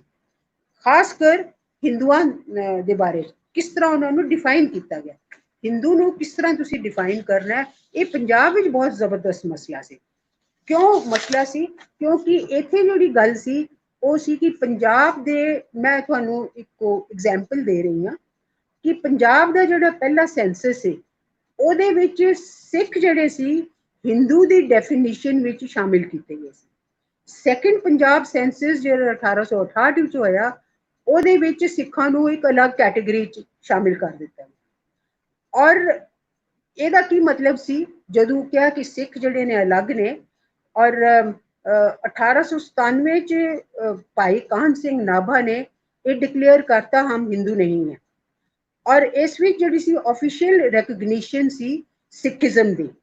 और ये भी दिखाया इस तू ये भी दिखाया गया कि उन्हां दा हिंदुआं दा नंबर जिहड़ा वे इस तरह दे कदम नाल या ये जो इन्हां ने एथनोग्राफर्स ने कीता सी, जो सेंसस कमिश्नर्स ने कीता सी, उन्हां नाल हिंदुआं दा नंबर घट हो गया और हिंदुआं दी जिहड़ी परसेंटेज सी उस प्रोविंस विच पंजाब विच वो भी घट हो गया। एक होर जिहड़ा सी इन्हां ने खेल खेडिया, एक होर स्ट्रैटेजी जिहड़ी कीती अंग्रेज़ां ने सेंसस कमिश्नर्स ने, एक समझी सोची चाल सी जिहड़ी अगे तुहानूं पता लगेगा उसदा, ਉਹ ਵੇ कि हिंदुआं नूं परिभाषा या उन्हां नूं डिफाइन करन दा एक होर मुश्किल पैदा हो गई कि हिंदू कौन है। इस नाल ये सवाल जिहड़ा सी बड़ा मुश्किल हो गया क्योंकि अनटचेबल कास्ट, अनटचेबल जिहड़ियां जातियां ने जे ट्राइबल्स ने उन्हां नूं हिंदू कम्यूनिटी विच शामिल किया जाए या उन्हां दी लिस्टां जिहड़ियां ने अलग बनाईयां जाए। सो सैकेंड पंजाब सेंसस 1868 विच उन्हें इस क्वेश्चन नूं इस ते कोई फैसला नहीं किया, कोई जिक्र नहीं किया, पर उन्हें इस गल की हौसला अफजाई की कि ये अपने आप नूं अलग करन दी कोशिश करन। उदाहरण के तौर पर या एग्जाम्पल है कि चमार्स जिहड़े ने लिस्ट उन्हां दी लिस्ट बनाई गई जिले के हिसाब नाल भी और रिलीजियस एफिलिएशन के हिसाब नाल भी, और वो हिंदू सी या सिख सी या मुसल्ली सी या जो भी सी। और इस तरह जिहड़ा सी रिलीजन के हिसाब नाल, धर्म के हिसाब नाल कास्ट नूं अलग अलग नजरिए नाल ही नहीं, सिर्फ उन्हां नूं अलग अलग खाने च फिट करन दी जिहड़ी कोशिश सी, अगले जिहड़े सेंसस रिपोर्ट्स ने उन्हां विच ये कोशिश इन्हां दी कामयाब हो गई। और इस तरह की जिहड़ी समस्या वे वो बंगाल सेंसस विच भी आई 1872 विच, और कई तरह दी डेफिनेशंस जिहड़ियां ने परिभाषा बनाईयां गईयां। और ये प्रॉब्लम जिहड़ी सी, ये जिहड़ी समस्या सी, ना सिर्फ बंगाल विच इहदा कोई हल निकलिया, पंजाब विच इहदा हल जिहड़ा निकलिया जो इन्हां ने कढिया वो होर भी ज्यादा उलझान वाला सी। हुण इस विच एक होर बहुत ऐतिहासिक या हिस्टोरिक गल हुई, वो सी कि सवाल ये उठिया कि सिखां नूं किस तरह डिफाइन करो, हू इज ए सिख, ये भी इंपॉर्टेंट सी। केशधारी सिख ने या जिहड़े ने सहजधारी जिहड़े ने वो सिख ने। पंजाब दा सेंसस जिहड़ा 1881 विच होया ਉਹਦੇ ਵਿੱਚ ਇੱਕ ਕੋਸ਼ਿਸ਼ ਕੀਤੀ ਗਈ ਕਿ ਸਿੱਖ ਜਿਹੜੀ ਟਰਮ ਹੈ ਇਹਨੂੰ ਕਿਸ ਤਰ੍ਹਾਂ ਡਿਫਾਈਨ ਕੀਤਾ ਜਾਏ, ਉਸ ਲਈ ਹੱਲ ਨਹੀਂ ਮਿਲਿਆ। ਸੋ 1881 ਵਿੱਚ ਸਿੱਖਾਂ ਨੂੰ ਕੋਈ ਉਹਨਾਂ ਉਸ ਦੀ ਨਹੀਂ ਦੱਸਿਆ ਗਿਆ ਕਿ ਸਿੱਖ ਕੌਣ ਹੈ, ਇਹ ਗੱਲ ਦਾ ਫੈਸਲਾ ਨਹੀਂ ਹੋਇਆ। ਔਰ ਸਹਿਜਦਾਰੀ ਸਿੱਖਸ ਨੂੰ ਸਿੱਖਸ ਦੇ ਨਾਲ ਹੀ ਲਗਾਇਆ ਗਿਆ, ਉਹਨਾਂ ਨੂੰ ਅਲੱਗ ਨਹੀਂ ਕੀਤਾ ਗਿਆ, बल्कि सहजधारी सिख और केशधारी सिख जिहड़े सी वो अजे भी इक्को ही बिरादरी सी, इक्को ही समाज सी। लेकिन पंजाब सेंसस रिपोर्ट जिहड़ी 1891 1891 ਵਿੱਚ ਹੋਈ ਉਹਨਾਂ ਇੱਕ ਡੈਫੀਨੇਸ਼ਨ ਦੇ ਦਿੱਤੀ। ਉਸ ਵਿੱਚ ਸੀ ਕਿ by true Sikh is meant a member of Khalsa, a follower of the ordinances of Guru Gobind Singh, कि वो एक खालसा का सदस्य होएगा और जो गुरु गोबिंद सिंह जी ने जो भी गल्लां कहियां ने या ऑर्डिनेंसेस सामने रखे ने सिखां दे वो उसनू फॉलो करेगा। ਇਹਦਾ ਕੀ ਮਤਲਬ ਸੀ ਕਿ ਸਿਰਫ ਕੇਸ਼ਧਾਰੀ ਸਿੱਖ ਜਿਹੜਾ ਸੀ ਉਹ ਹੀ ਸਿੱਖ ਹੋ ਸਕਦਾ ਸੀ। ਲੇਕਿਨ ਇਹ ਜਿਹੜਾ ਪ੍ਰੈਕਟੀਕਲ ਟੈਸਟ ਸੀ ਸੈਂਸਸ ਐਨਿਊਮਰੇਟਰਸ ਵਾਸਤੇ ਉਹ ਬੜਾ ਮੁਸ਼ਕਿਲ ਸੀ। ਇਹ ਮੈਂ ਤੁਹਾਡੀ ਨਜ਼ਰ ਵਿੱਚ ਲਿਆਉਣਾ ਚਾਹੁੰਦੀ ਹਾਂ। ਸੈਂਸਰ ਕਮਿਸ਼ਨਰ ਤੇ ਅੰਗਰੇਜ਼ ਸੀ, ਲੇਕਿਨ ਜਿਹੜਾ ਫੀਲਡ ਵਰਕਰ ਸੀ, ਜਿਹੜਾ ਐਨਿਊਮਰੇਟਰ ਸੀ, ਉਹ ਹਿੰਦੁਸਤਾਨੀ ਸੀ। ਉਹ ਖੁਦ ਜਿਹੜਾ ਸੀ ਜਾ ਜਾ ਕੇ ਹਰ ਜਗ੍ਹਾ ਤੇ ਉਹ ਲਿਖਦਾ ਸੀ, ਫਿਰ ਉਹਦੀ ਐਂਟਰੀ ਹੁੰਦੀ ਸੀ, ਫਿਰ ਉਹਦੀ ਸਟੇਟਮੈਂਟ ਬਣਦੀ ਸੀ।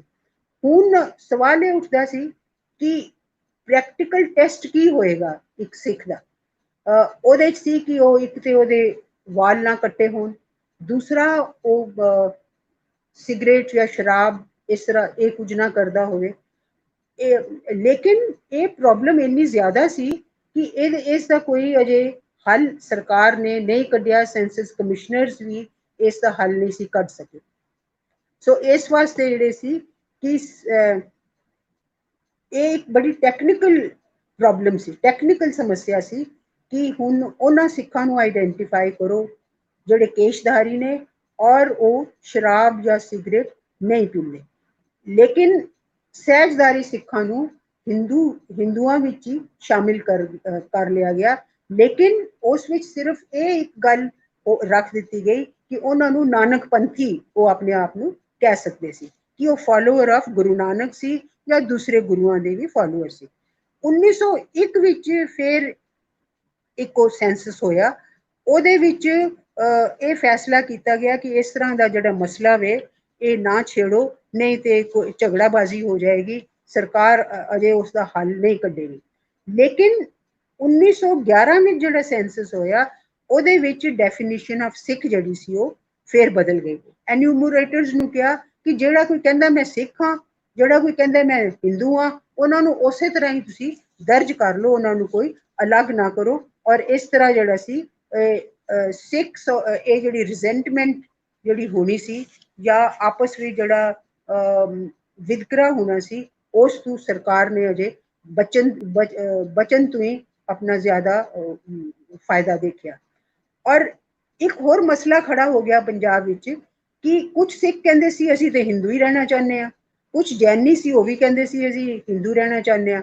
ਸੋ ਇਸ ਵਾਸਤੇ ਉਹਨਾਂ ਨੂੰ ਸਿੱਖ ਹਿੰਦੂਜ਼ ਜਾਂ ਜੈਨ ਹਿੰਦੂਜ਼ 1911 ਦੇ ਸੈਂਸਸ ਵਿੱਚ ਜਿਹੜਾ ਸੀ ਦਰਜ ਕੀਤਾ ਗਿਆ। ਸੋ ਸਿੱਖ ਦੀ ਟਰਮ ਸਿੱਖ ਦੀ ਜਿਹੜੀ ਬ੍ਰੌਡਰ ਡੈਫੀਨੇਸ਼ਨ ਸੀ ਜਿਸ ਵਿੱਚ ਸਹਿਜਦਾਰੀ ਔਰ ਕੇਸ਼ਦਾਰੀ ਵੀ ਸੀ ਉਹ 1921 ਦੇ ਸੈਂਸਸ ਤੱਕ ਜਿਹੜੀ ਸੀ ਚੱਲਦੀ ਗਈ।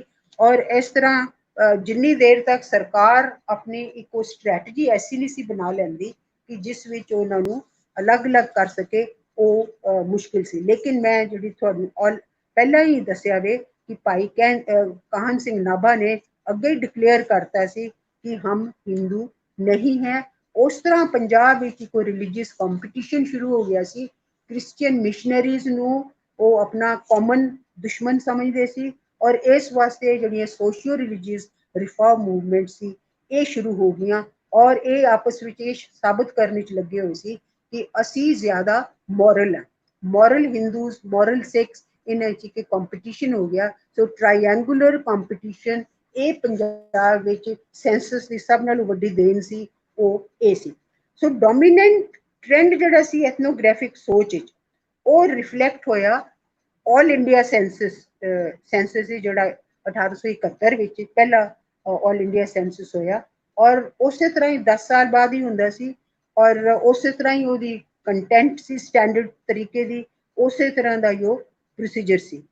ਔਰ ਇਸ ਵਿੱਚ ਜਿਹੜਾ ਸੀ ਰਿਲੀਜਨ ਨੂੰ ਬੇਸਿਕ ਕੈਟੇਗਰੀ ਦੇ ਤੌਰ ਤੇ ਹੀ ਰੱਖਿਆ ਗਿਆ ਤਾਂ ਕਿ ਉਹ ਸਟੈਟਿਸਟੀਕਲ ਟੇਬਲਸ ਜਿਹੜੇ ਨੇ ਉਹਨਾਂ ਨੂੰ ਚੰਗੀ ਤਰ੍ਹਾਂ ਸਮਝਿਆ ਜਾ ਸਕੇ, ਐਨਾਲਾਈਜ਼ ਕੀਤਾ ਜਾ ਸਕੇ। ਲੇਕਿਨ ਇਹਦੇ ਜੋ ਐਡੀਸ਼ਨ ਹੋਇਆ ਕਿ ਰਿਲੀਜਨ ਦਾ ਐਨਾਲਿਸਿਸ ਕਰਨ ਵਾਸਤੇ age, caste, occupation, education of the population, ਇਹਨਾਂ ਸਭ ਇਹ ਜਿਹੜੇ ਸੀ ਉਸਦੇ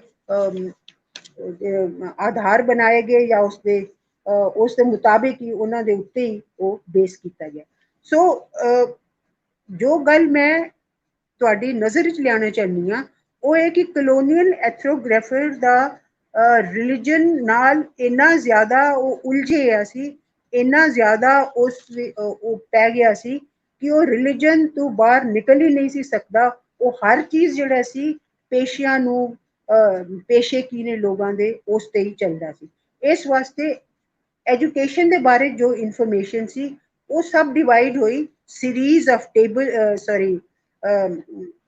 ਕਾਸਟ ਦੇ ਮੁਤਾਬਕ, ਜਿਓਗ੍ਰਾਫਿਕ ਡਿਸਟ੍ਰੀਬਿਊਸ਼ਨ ਉਹਦੀ ਕੀ ਸੀ, ਔਰ ਸੈਕਸ ਵੀ ਫੀਮੇਲ ਕਿੰਨੀਆਂ ਸੀ ਇਸ ਵਿੱਚ, ਹਿੰਦੂਆਂ ਵਿੱਚ, ਮੁਸਲਮਾਨਾਂ ਵਿੱਚ, ਔਰ ਫਿਰ ਜਿਹੜੇ ਪ੍ਰੋਫੈਸ਼ਨ ਸੀ ਉਹਨਾਂ ਦੇ ਨਾਲ ਵੀ ਇਹਨੂੰ ਜੋੜ ਦਿੱਤਾ ਗਿਆ। Agricultural classes, commercial classes, non agricultural population etcetera etcetera. So ਹੁਣ ਤੱਕ ਦੀ ਜੋ ਅਸੀਂ ਗੱਲ ਕੀਤੀ ਹੈ ਉਹਦੇ ਚ ਇਹ ਤੇ ਜ਼ਾਹਿਰ ਹੈ, ਇਹ ਗੱਲ ਜਿਹੜੀ ਹੈ ਖਾਸ ਸਾਹਮਣੇ ਆਂਦੀ ਸਾਡੀ ਕਿ ਰਿਲੀਜਨ ਨੂੰ ਇੱਕ ਖਾਸ ਮੁੱਦਾ ਬਣਾਇਆ ਗਿਆ, ਇੱਕ ਐਸੀ ਧੁਰੀ ਬਣਾਇਆ ਗਿਆ ਜਿਹਦੇ ਗਿਰਦ ਨਾ ਸਿਰਫ ਪੰਜਾਬੀਆਂ ਦੀ ਜ਼ਿੰਦਗੀ ਜਿਹੜੀ ਹੈ ਉਹਨੂੰ ਘੁਮਾਇਆ ਗਿਆ ਔਰ ਸਾਰੇ ਹਿੰਦੁਸਤਾਨ ਵਿੱਚ ਵੀ ਸੀ ਇਹ ਗੱਲ ਹੋਈ। ਔਰ ਇਸ ਦਾ ਨਤੀਜਾ ਕੀ ਹੋਇਆ? Religious competition. ਔਰ ਹਰ ਜਿਹੜਾ ਉਸਲੇ ਪੜ੍ਹਿਆ ਲਿਖਿਆ ਬੰਦਾ ਸੀ, ਜਿਹੜਾ ਵੀ ਕੋਈ ਲੀਡਰ ਸੀ, ਚਾਹੇ ਉਹ ਆਰਿਆ ਸਮਾਜ ਦਾ ਸੀ, ਚਾਹੇ ਉਹ ਵਹਾਬੀਜ਼ ਦਾ ਸੀ, ਚਾਹੇ ਸੁन्नी ਸੀ, ਚਾਹੇ ਸ਼ੀਆ ਸੀ, ਉਹ ਸਭ ਸੈਂਸਸ ਆਪਣੀ ਹੈਲਥ ਜਿਹੜੀ ਹੈ ਆਪਣੀ ਕਮਿਊਨਿਟੀ ਦੀ, ਕਿ ਸਾਡੀ ਕਮਿਊਨਿਟੀ ਦੀ ਸਿਹਤ ਕੈਸੀ ਹੈ, ਉਹ ਸੈਂਸਸ ਨੂੰ ਦੇਖਦੇ ਸੀ।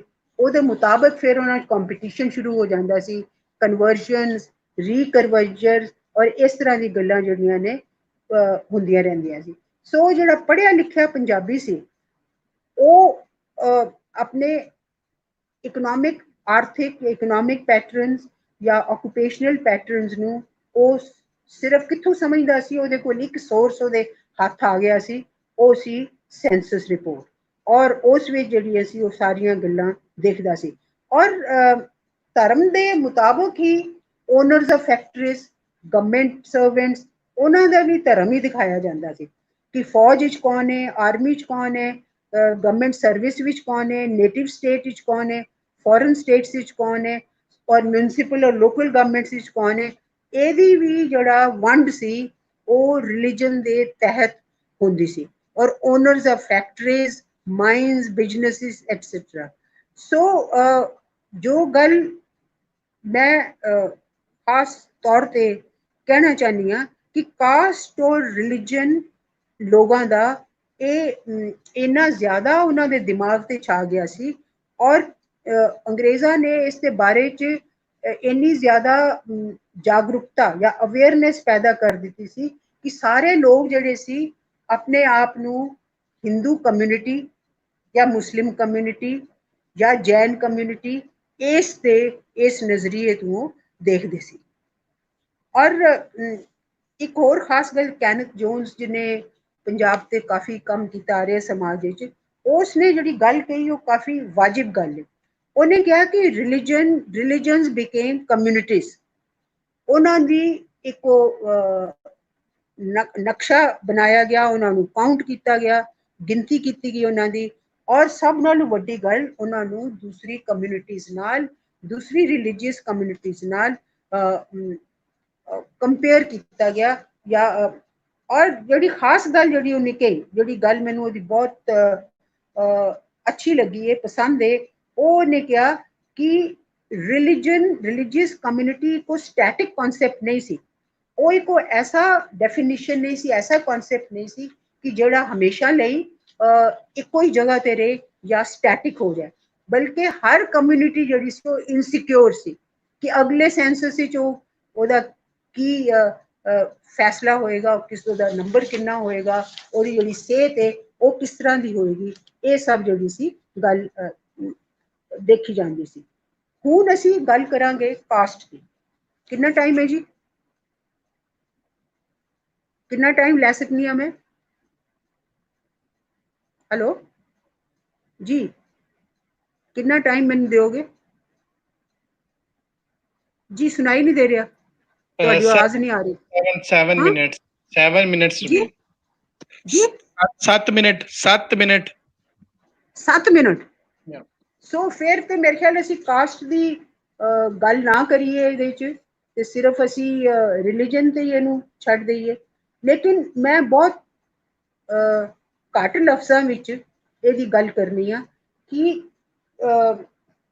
ਜਿਸ ਤਰ੍ਹਾਂ ਰਿਲੀਜਨ ਨੂੰ ਇੱਕੋ ਬੇਸਿਸ ਬਣਾ ਲਿਆ ਗਿਆ ਸੀ ਕਲਾਸੀਫਿਕੇਸ਼ਨ ਦਾ, ਇਸ ਤਰ੍ਹਾਂ ਜਿਹੜਾ ਸੀ ਹਰ ਸੈਂਸਸ ਵਿੱਚ ਕਾਸਟ ਨੂੰ ਵੀ ਇੱਕ ਪ੍ਰਿੰਸੀਪਲ ਬਣਾ ਲਿਆ ਗਿਆ ਸੀ, ਜਿਸ ਦੇ ਮੁਤਾਬਿਕ ਲੋਕਾਂ ਨੂੰ ਵੰਡਿਆ ਜਾ ਰਿਹਾ ਸੀ ਔਰ ਅਲੱਗ-ਅਲੱਗ ਥਿਊਰੀਜ਼ ਜਿਹੜੀਆਂ ਸੀ ਟੈਸਟ ਹੋ ਰਹੀਆਂ ਸੀ।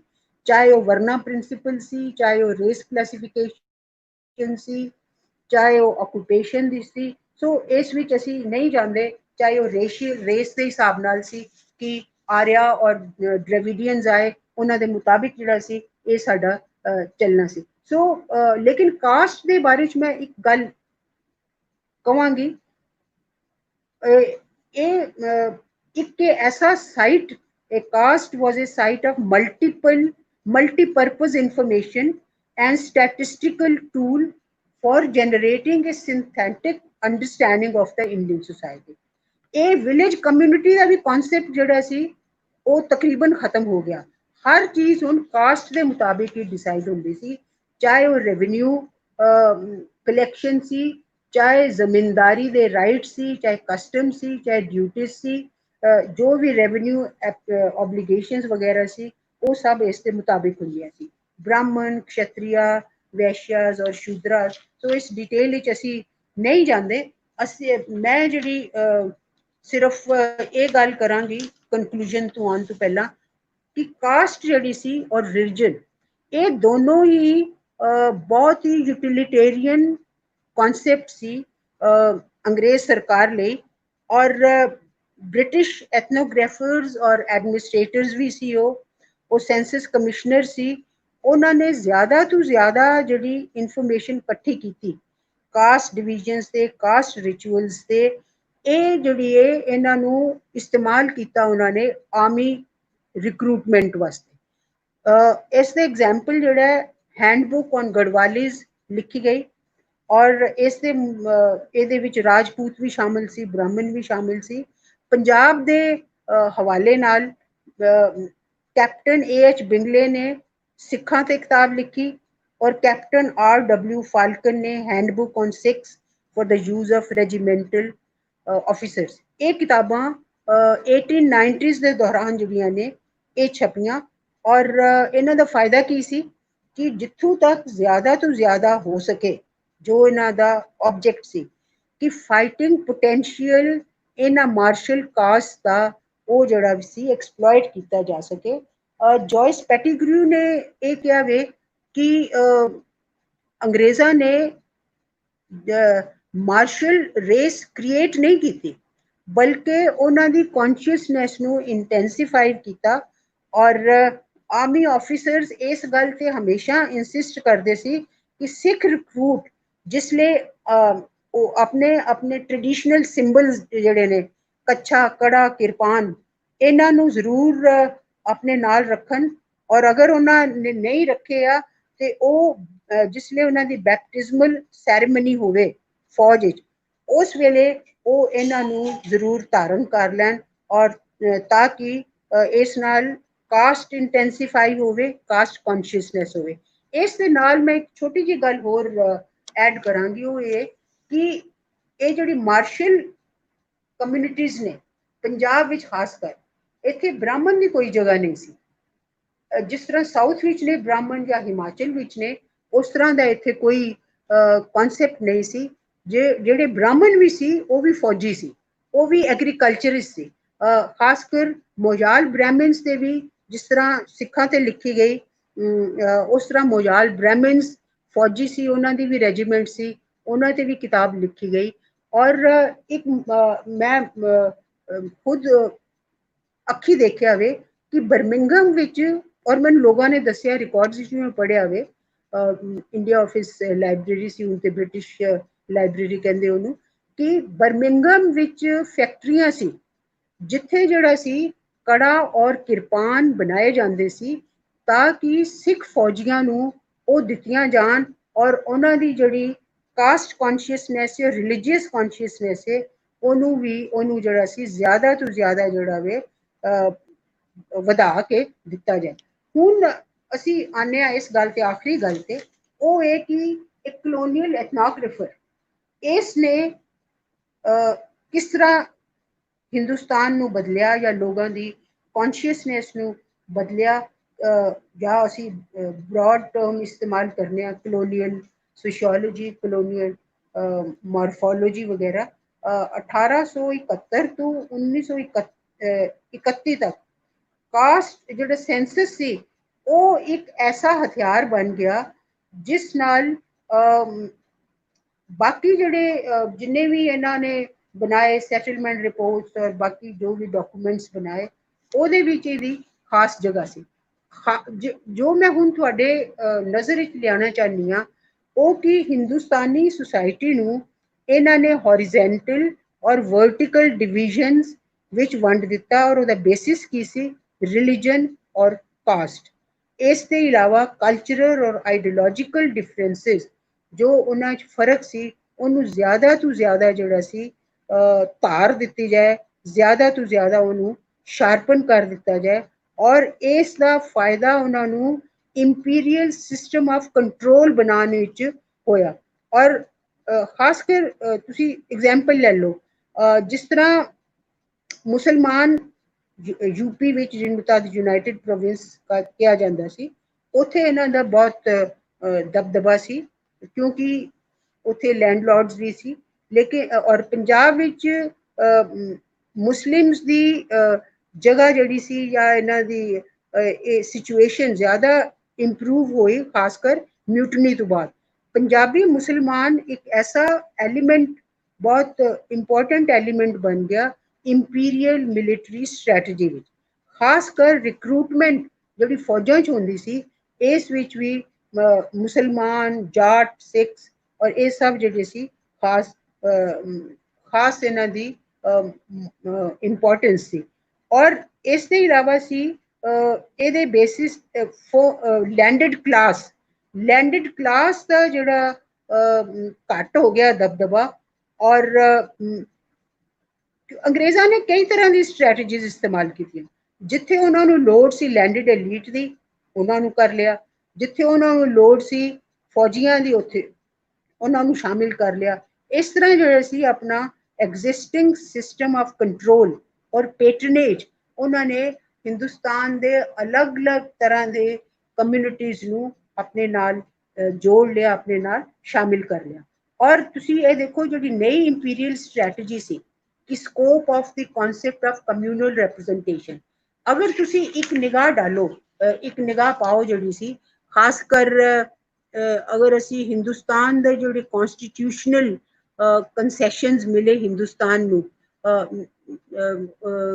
18 ਮਿੰਟੋ ਮੋਰਲੇ ਰਿਫਾਰਮ ਤੋਂ ਲੈ ਕੇ, ਮੋਰਲੇ ਮਿੰਟੋ ਰਿਫਾਰਮ ਤੋਂ ਲੈ ਕੇ ਮੌਂਟੈਗੂ ਚੈਮਸਫੋਰਡ ਰਿਫਾਰਮ ਜਾਂ ਕਮਿਊਨਲ ਅਵਾਰਡ ਜਿਹੜਾ 16 ਅਗਸਤ 1932 ਨੂੰ ਹੋਇਆ, ਸਭ ਵਿੱਚ ਹੌਲੀ ਹੌਲੀ ਉਹਨਾਂ ਨੇ ਆਪਣਾ ਕੰਟਰੋਲ ਅਲੱਗ-ਅਲੱਗ ਕਮਿਊਨਿਟੀਜ਼ ਤੇ ਕਰਨ ਲਈ ਉਹਨਾਂ ਨੂੰ ਪੈਟਰਨੇਜ ਦਿੱਤੀ ਔਰ ਉਹਨਾਂ ਨੂੰ ਉਕਸਾਇਆ ਕਿ ਤੁਸੀਂ ਜਿਹੜਾ ਸੀ ਇਹ ਕਰੋ। ਫॉर एग्जाम्पल गेट सर्कुलर 1 जुलाई 1910 ਵਿੱਚ ਸ਼ਾਮਿਲ ਹੋਇਆ। ਉੱਥੇ ਉਹਨਾਂ ਨੇ ਡਿਪਰੈਸਡ ਕਲਾਸਿਸ ਜਾਂ ਜਿਹੜੀ ਸੀ ਅਨਟਚੇਬਲ ਸੀ ਉਹਨਾਂ ਨੂੰ ਇਸ ਗੱਲ ਤੇ ਉਕਸਾਇਆ ਕਿ ਤੁਸੀਂ ਅਲੱਗ ਹੋ ਜਾਓ ਔਰ ਰੀਡੈਫੀਨੇਸ਼ਨ ਆਫ ਹਿੰਦੂਇਜ਼ਮ ਹੋਵੇ ਔਰ ਜਿਸ ਵਿੱਚ ਸੈਪਰੇਸ਼ਨ ਆਫ ਅਨਟਚੇਬਲਸ ਹੋਵੇ। ਔਰ ਆਖਰੀ ਜਿਹੜੀ ਮੈਂ ਗੱਲ ਕਵਾਂਗੀ, ਇਹ ਜਿਹੜਾ ਸੀ ਆਈਡੈਂਟੀਟੀਜ਼ ਇਨ ਇੰਡੀਅਨ ਸੁਸਾਇਟੀ ਜਿਹੜੀਆਂ ਹੁਣ ਤੱਕ ਫਲੂਇਡ ਸੀ, ਬਿਨਾਂ ਕਿਸੇ ਸ਼ਕਲ ਦੇ ਸੀ, ਬਿਨਾਂ ਆਈਡੈਂਟਿਟੀ ਦੇ ਸੀ, ਇਨਡਿਟਰਮੀਨੇਟ ਸੀ, ਉਹਨਾਂ ਨੂੰ ਰਿਲੀਜੀਅਸ ਕਮਿਊਨਿਟੀ ਦੇ ਤੌਰ ਤੇ ਡਿਫਾਈਨ ਕੀਤਾ, ਉਹਨਾਂ ਨੂੰ ਕਨਸੈਪਚੁਅਲਾਈਜ਼ ਕੀਤਾ ਔਰ ਇਸੇ ਤਰ੍ਹਾਂ ਹੀ ਕਾਸਟ ਗਰੁੱਪਸ ਨੂੰ ਵੀ कैटेगराइज किया, क्वांटिफाई किया फॉर पॉलिटिकल पर्पसेस।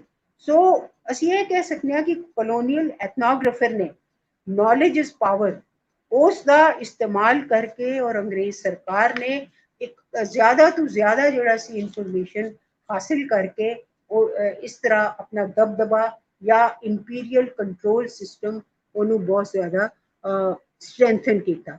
ਮਿਸ਼ੇਲ ਫੂਕੂ ਨੇ ਉਹਨੇ ਨੌਲੇਜ ਇਜ਼ ਪਾਵਰ ਦਾ ਹੋਰ ਤਰ੍ਹਾਂ ਦਾ ਡੈਫੀਨੇਸ਼ਨ ਦਿੱਤਾ ਹੈ, mutual implication of knowledge and power. ਉਹ ਅਸੀਂ ਅਗਰ ਜ਼ਰੂਰਤ ਪਈ ਤੇ ਉਸ ਦੀ ਗੱਲ ਕਰਾਂਗੇ।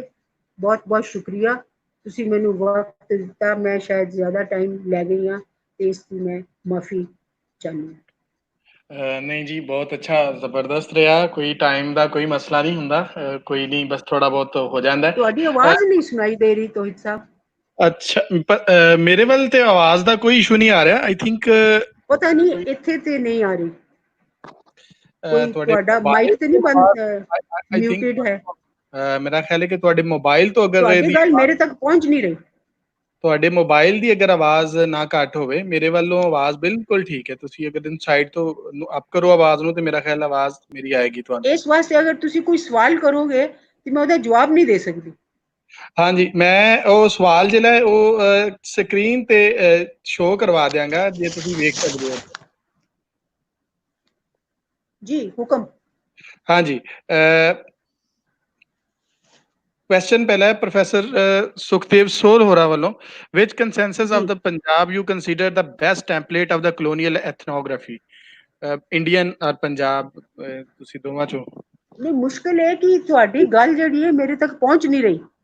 I mean ਤੁਸੀਂ ਅਗਰ ਸਕਰੀਨ ਤੇ ਵੇਖੋ ਤੇ ਮੈਂ ਸਕਰੀਨ ਤੇ ਇਹ ਸ਼ੋ ਵੀ ਕਰਵਾ ਦਿੱਤਾ ਹੈ। ਨਹੀਂ, ਸਕਰੀਨ ਵਿੱਚ ਤੇ ਤੁਸੀਂ ਹਾਜ਼ਰ ਹੋ, ਪਰ ਸਕਰੀਨ ਤੁਹਾਡੀ ਆਵਾਜ਼ ਨਹੀਂ ਪਹੁੰਚ ਰਹੀ।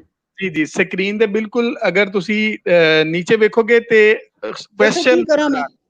ਹਾਂਜੀ, क्वेश्चन नजर आ रहा है स्क्रीन के ऊपर, देखो क्वेश्चन मैं शो कर देता है। सुखदेव सोल होना, which census of the Punjab you consider the best? everyone can see and hear you, you are in the show, पर ਹੁਣ ਸਵਾਲ ਵੀ ਤੇ ਪਤਾ ਹੋਣਾ ਚਾਹੀਦਾ ਹੈ। ਜੀ ਸਵਾਲ में, हाँ जी हाँ जी,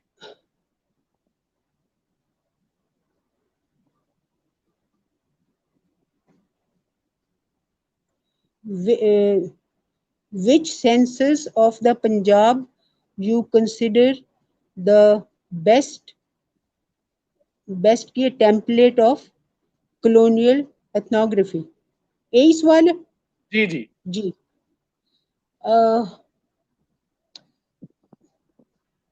देखो, इस ते मैं की सोचनी हाँ, ये घट मायने रखता है। ਜ਼ਿਆਦਾ ਜਿਹੜਾ ਮਾਇਨੇ ਰੱਖਦਾ ਹੈ ਵੀ ਕਿ ਅੰਗਰੇਜ਼ ਕੀ ਸੋਚਦੇ ਸੀ ਉਹਨਾਂ ਵਾਸਤੇ। ਸਭ ਨਾਲੋਂ ਜਿਹੜਾ ਅੱਛਾ ਟੈਂਪਲੇਟ ਸੀ ਜਾਂ ਕਲੋਨੀਅਲ ਐਥਨੋਗ੍ਰਾਫੀ ਦਾ ਕਿਹੜਾ ਹਿੱਸਾ ਸੀ ਜਾਂ ਕਿਹੜਾ ਸੈਂਸਸ ਸੀ, ਉਹਨਾਂ ਵਾਸਤੇ ਜ਼ਿਆਦਾ ਜ਼ਰੂਰੀ ਸੀ। ਮੇਰੇ ਖਿਆਲ ਜਿਉਂ-ਜਿਉਂ ਸੈਂਸਸ ਰਿਪੋਰਟਸ ਕੰਪਾਈਲ ਹੁੰਦੀਆਂ ਗਈਆਂ ਨਾ, ਓਨੀ ਜ਼ਿਆਦਾ ਉਹਨਾਂ 'ਚ ਸੋਫਿਸਟੀਕੇਸ਼ਨ ਆਉਂਦੀ ਹੈ। ਔਰ ਪੰਜਾਬ ਦੇ ਖਾਸ ਹਵਾਲੇ ਨਾਲ, ਖਾਸ ਕਰ ਜਿਹੜੇ ਰਿਲੀਜਨ ਔਰ ਕਾਸਟ ਕੌਨਸ਼ੀਅਸਨੈਸ, ਕਾਸਟ ਤੇ ਅਸੀਂ ਜ਼ਿਆਦਾ ਡਿਸਕਸ ਨਹੀਂ ਕੀਤਾ ਹੈਗਾ, ਪਰ ਉਹ ਉਹਨਾਂ ਲਈ ਬਹੁਤ ਜ਼ਿਆਦਾ ਮੁਫੀਦ ਸੀ, ਬਹੁਤ ਜ਼ਿਆਦਾ ਫਾਇਦੇਮੰਦ ਸੀ, ਕਿਉਂਕਿ ਉਹਦੇ ਬੇਸਿਸ ਤੇ ਹੀ ਉਹ ਰਿਕਰੂਟਮੈਂਟ ਕਰਦੇ ਸੀ, ਉਹਦੇ ਬੇਸਿਸ ਤੇ ਹੀ ਉਹ ਪੈਟਰਨੇਜ ਵੰਡਦੇ ਸੀ। ਹੁਣ ਕਿਸੇ ਖਾਸ ਸੈਂਸਸ ਨੂੰ ਇਹ ਕਹਿਣਾ ਕਿ ਉਹ ਬਹੁਤ ਅੱਛਾ ਸੀ ਜਾਂ ਅੰਗਰੇਜ਼ਾਂ ਦੇ ਹੱਕ ਵਿੱਚ ਸੀ, ਉਹ ਹੌਲੀ ਹੌਲੀ ਇਹ ਸਿਲਸਿਲਾ ਚੱਲਦਾ ਗਿਆ ਕਿ ਸੈਂਸਸ ਡਿਵੈਲਪ ਹੋਏ ਔਰ ਉਹਨਾਂ ਨੂੰ ਜਿਸ ਨਾਲ ਫਾਇਦਾ ਹੋਏ ਉਸ ਦੇ ਮੁਤਾਬਿਕ ਉਹ ਉਹਦੇ 'ਚ ਤਬਦੀਲੀ ਕਰ ਦੇ। ਜੀ, ਸੈਕੰਡ ਕੁਐਸਚਨ ਹਰਮਿੰਦਰ ਕੌਰ ਹੋਰਾਂ ਦਾ ਹੈ, ਉਹ ਤੁਸੀਂ ਸਕਰੀਨ ਤੋਂ ਵੇਖ ਸਕਦੇ ਹੋ।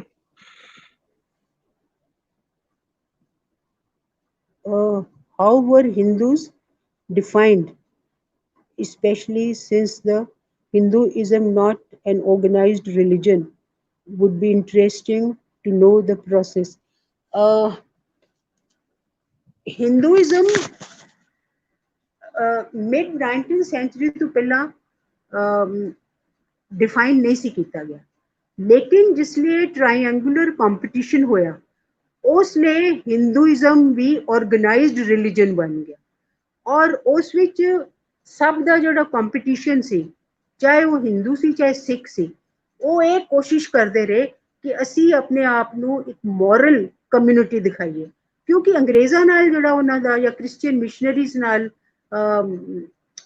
ਮੁੱਦਾ ਸੀ ਮੁਕਾਬਲੇ ਦਾ, ਜਾਂ ਉਹਨਾਂ ਨਾਲ ਜੋ ਉਹਨਾਂ ਦੇ ਕਹਾਂਗੇ ਜੋ ਉਹਨਾਂ ਦੀ ਸ਼ਿਕਾਇਤ ਸੀ ਕਿ ਹਿੰਦੂਆਂ ਨੂੰ ਕਿਹਾ ਜਾਂਦਾ ਸੀ ਕਿ ਚਾਈਲਡ ਮੈਰਿੰਗ ਹਿੰਦੂਜ਼, ਮੁਸਲਮਾਨਾਂ ਨੂੰ ਕਿਹਾ ਜਾਂਦਾ ਸੀ ਪ੍ਰੋਲਿਫਿਕ ਮੁਸਲਿਮਸ। ਮਤਲਬ ਉਹਨਾਂ ਦੋਨੋਂ ਕਮਿਊਨਿਟੀਜ਼ ਨੂੰ ਆਮਨੇ ਸਾਹਮਣੇ ਖੜਾ ਕਰਕੇ ਆਪਸ ਵਿੱਚ ਉਹਨਾਂ ਦੀ ਕੰਪੀਟੀਸ਼ਨ ਕਰਾਤਾ, ਆਪਸ ਵਿੱਚ ਉਹਨਾਂ ਦੀ ਲੜਾਈ ਕਰਵਾਤੀ, ਔਰ ਹਰ ਕਮਿਊਨਿਟੀ ਇਹ ਜ਼ਾਹਿਰ ਕਰਨਾ ਚਾਹੁੰਦੀ ਸੀ ਕਿ ਉਹ ਜ਼ਿਆਦਾ ਮੋਰਲ ਹੈ। ਸੋ ਉਹਨਾਂ ਵਾਸਤੇ ਐਥੀਕਲ ਸੁਪੀਰੀਓਰਿਟੀ, ਸੋ ਇੱਕੋ ਸਟ੍ਰੈਟਜੀ ਉਹਨਾਂ ਨੇ ਬਣਾ ਲਈ ਕਿ ਜਦ ਤੱਕ ਦੂਜੇ ਨੂੰ ਅਸੀਂ ਘੱਟ ਨਹੀਂ ਦਿਖਾਵਾਂਗੇ, ਨੀਚਾ ਨਹੀਂ ਦਿਖਾਵਾਂਗੇ, ਅਸੀਂ ਤਾਂ ਸੁਪੀਰੀਅਰ ਹੋ ਹੀ ਨਹੀਂ ਸਕਦੇ। ਸੋ ਸੈਂਸਸ ਇੱਕ ਐਸਾ ਇੰਸਟਰੂਮੈਂਟ ਸੀ ਜਿਹਦੇ ਜ਼ਰੀਏ ਉਹਨਾਂ ਕਮਿਊਨਿਟੀਜ਼ ਨੂੰ ਆਪਸ ਵਿੱਚ ਲੜਵਾ ਵੀ ਦਿੱਤਾ। ਔਰ ਖਾਸ ਕਰ ਇੱਕ ਮਜ਼ੇਦਾਰ ਗੱਲ ਹੈ ਕਿ ਇਹ ਜਿਹੜਾ ਸੀ ਕਿ ਆਰੀਆਜ਼ ਹੈ, ਜਦੋਂ ਯੂਰਪੀਅਨਸ ਨੇ ਕਿਹਾ ਕਿ ਅਸੀਂ ਸਾਡਾ ਔਰੀਜਨ ਵੀ ਆਰੀਆਜ਼ ਨਾਲ ਹੈ, ਤੇ ਉਸ ਵਕਤ ਹਿੰਦੂਆਂ ਦਾ ਧਿਆਨ ਜਿਹੜਾ ਸੀ ਇਸ ਗੱਲ ਤੋਂ ਹਟ ਗਿਆ, ਕਿਉਂਕਿ ਉਹਨਾਂ ਕਿਹਾ ਕਿ ਹੁਣ ਤਾਂ ਸਾਨੂੰ ਇਹ ਸਾਬਤ ਕਰਨ ਦੀ ਲੋੜ ਹੀ ਨਹੀਂ ਕਿ ਅਸੀਂ ਜਿਹੜੇ ਵੇ ਸਾਡੀ ਫਿਜ਼ੀਕਲੀ ਅਸੀਂ ਇਨਫੀਰੀਅਰ ਹਾਂ, ਅਸੀਂ ਵੀ ਆਰਿਆ ਵਾਂ। ਉਸ ਵੇਲੇ ਐਥੀਕਲ ਸੁਪੀਰੀਓਰਿਟੀ ਇਹ ਹੋ ਗਈ। ਆਰਗੇਨਾਈਜ਼ਡ ਰਿਲੀਜਨ ਜਦੋਂ ਹਿੰਦੂਇਜ਼ਮ ਬਣ ਗਿਆ, ਕਿਉਂਕਿ ਇਸ ਤੋਂ ਪਹਿਲਾਂ ਜਿੰਨੀਆਂ ਮੂਵਮੈਂਟਸ ਹੋਈਆਂ ਸੀ ਸੁਧਾਰ ਦੀਆਂ, ਉਹ ਮੂਵਮੈਂਟਸ ਜਿਹੜੀਆਂ ਸੀ ਉਹਨਾਂ ਮੂਵਮੈਂਟਸ ਵਿੱਚ ਹਮੇਸ਼ਾ ਰਿਫਾਰਮ ਤੇ ਹੁੰਦਾ ਰਿਹਾ ਹਰ ਰਿਲੀਜਨ ਵਿੱਚ, ਲੇਕਿਨ ਆਰਗੇਨਾਈਜ਼ਡ ਰਿਫਾਰਮ, ਆਰਗੇਨਾਈਜ਼ਡ ਰਿਲੀਜਨ ਇਹ 19ਵੀਂ ਸਦੀ ਤੋਂ ਸੈਂਸਸ ਤੋਂ ਪਹਿਲਾਂ ਜਿਹੜਾ ਸੀ ਇਹ ਨਹੀਂ ਸੀ। ਔਰ ਜਿੱਥੇ ਤੱਕ ਸਵਾਲ ਹੈ ਕਿ ਹਿੰਦੂਜ਼ ਆਪਣੇ ਆਪ ਨੂੰ ਕਿਸ ਤਰ੍ਹਾਂ ਡਿਫਾਈਨ ਕਰਦੇ ਸੀ, ਆਰਿਆ ਸਮਾਜ ਨੇ ਉਹਨਾਂ ਨੂੰ ਇੱਕ ਆਪਣੇ ਆਪ ਨੂੰ ਡਿਫਾਈਨ ਕਰਨ ਦਾ ਇੱਕ ਉਹਨਾਂ ਦੇ ਸਾਹਮਣੇ ਇੱਕ ਮਿਸਾਲ ਪੇਸ਼ ਕੀਤੀ ਕਿ ਉਹ ਆਪਣੇ ਆਪ ਨੂੰ ਡਿਫਾਈਨ ਕਰ ਸਕਦੇ ਨੇ, ਇਸ ਤਰ੍ਹਾਂ ਉਹਨਾਂ ਨੂੰ ਡਿਫਾਈਨ ਕਰਨਾ ਚਾਹੀਏ। ਸੋ ਬਾਹੂਬਲ ਤੇ ਉਹਨਾਂ ਦਾ ਹੁਣ ਜ਼ੋਰ ਨਹੀਂ ਸੀ, ਉਹਨਾਂ ਦਾ ਜਿਹੜਾ ਜ਼ੋਰ ਸੀ ਕਿ ਉਹ ਇਹ ਜਿਹੜੇ ਆਰਿਆ ਸਮਾਜ ਦੇ ਪ੍ਰਿੰਸੀਪਲਸ ਨੇ ਉਹਦੇ ਮੁਤਾਬਿਕ ਜਿਹੜੇ ਨੇ ਉਹ ਆਰਿਆ ਸਮਾਜੀ ਹੋਣ ਜਾਂ ਸਨਾਤਨੀ ਜਿਹੜੇ ਨੇ ਉਹ ਆਪਣੇ ਆਪ ਨੂੰ ਸਾਬਤ ਇਸ ਗੱਲ ਤੇ ਕਰਨ ਕਿ ਉਹ ਸਨਾਤਨੀ ਹਿੰਦੂ ਨੇ। ਇਹ ਆਰਗੇਨਾਈਜ਼ਡ ਰਿਲੀਜਨ ਦਾ ਕਨਸੈਪਟ ਜਿਹੜਾ ਵੇ ਇਹ ਆਇਆ ਹੀ 19ਵੀਂ ਸਦੀ ਹੈ, ਮਿਡ 19th ਸੈਂਚੁਰੀ ਤੋਂ ਬਾਅਦ। ਜੀ ਇੱਕ ਕੁਐਸਚਨ ਮੈਡਮ ਸੁਖਮਨੀ ਬਾਲ ਹੋਰਾਂ ਵੱਲੋਂ ਹੈ ਜੀ। ਜੀ ਇਹ ਕੁਐਸਚਨ ਵੇਖਣਾ। ਹਾਂਜੀ, explain what is the meaning of nationalism according to you। ਬਈ ਦੇਖੋ ਮੈਂ ਕੌਣ ਹੁੰਨੀ ਆ ਨੈਸ਼ਨਲਿਜ਼ਮ ਦੀ ਡੈਫੀਨੇਸ਼ਨ ਦੇਣ ਵਾਲੀ, ਲੇਕਿਨ ਸਾਨੂੰ ਇਹ ਇੱਕ ਕਨਫਿਊਜ਼ਨ ਹੈ। ਅਸੀਂ ਕਨਫਿਊਜ਼ਨ ਕਰਨੇ ਆ ਐਂਟੀ ਇੰਪੀਰੀਅਲਿਸਟ ਔਰ ਨੈਸ਼ਨਲਿਜ਼ਮ ਵਿੱਚ। ਐਂਟੀ ਇੰਪੀਰੀਅਲਿਸਟ ਜਿਹੜਾ ਵੇ ਹੋਣਾ ਉਹ ਐਂਟੀ ਇੰਪੀਰੀਅਲਿਸਟ ਕੌਨਸ਼ੀਅਸਨੈਸ ਹੈ ਜਿਹੜੀ ਅੰਗਰੇਜ਼ਾਂ ਦੇ ਖਿਲਾਫ ਜਾਂ ਅੰਗਰੇਜ਼ਾਂ ਦੇ ਨਾਲ ਜੁੜੀ ਹੋਈ ਹੈ। ਲੇਕਿਨ ਜਦੋਂ ਅਸੀਂ ਨੈਸ਼ਨਲਿਜ਼ਮ ਦੀ ਗੱਲ ਕਰਨੇ ਆ, ਨੈਸ਼ਨਲਿਸਟ ਕੌਨਸ਼ੀਅਸਨੈਸ ਦੀ ਗੱਲ ਕਰਨੇ ਆ, ਉਸ ਵਕਤ ਸਾਡੇ ਸਾਹਮਣੇ ਜਿਹੜਾ ਮੁੱਦਾ ਵੇ ਉਹ ਵੇ ਕਿ ਆਪਣੇ ਆਪ ਨੂੰ ਅਸੀਂ ਨੇਸ਼ਨ ਨੂੰ ਕਿਸ ਤਰ੍ਹਾਂ ਇੰਪਰੂਵ ਕਰ ਸਕਦੇ। ਸੋ ਨੇਸ਼ਨ ਉਹਦੇ 'ਚ ਇੰਪੋਰਟੈਂਟ ਹੈ, ਐਂਟੀ ਇੰਪੀਰੀਅਲਿਜ਼ਮ ਵਿੱਚ ਇੰਪੀਰੀਅਲਿਸਟ ਇੰਪੋਰਟੈਂਟ ਹੈ, ਉਹਦੇ ਖਿਲਾਫ ਅਸੀਂ ਹਾਂ। ਔਰ ਨੇਸ਼ਨ ਵਿੱਚ ਕੰਸਟਰਕਸ਼ਨ ਆਫ ਨੇਸ਼ਨ ਔਰ ਨੈਸ਼ਨਲ ਐਕਟੀਵਿਟੀਜ਼ ਇਹ ਪੋਜ਼ਿਟਿਵ ਤਰ੍ਹਾਂ ਜਾਣ, ਇਹ ਜ਼ਰੂਰੀ ਹੈ।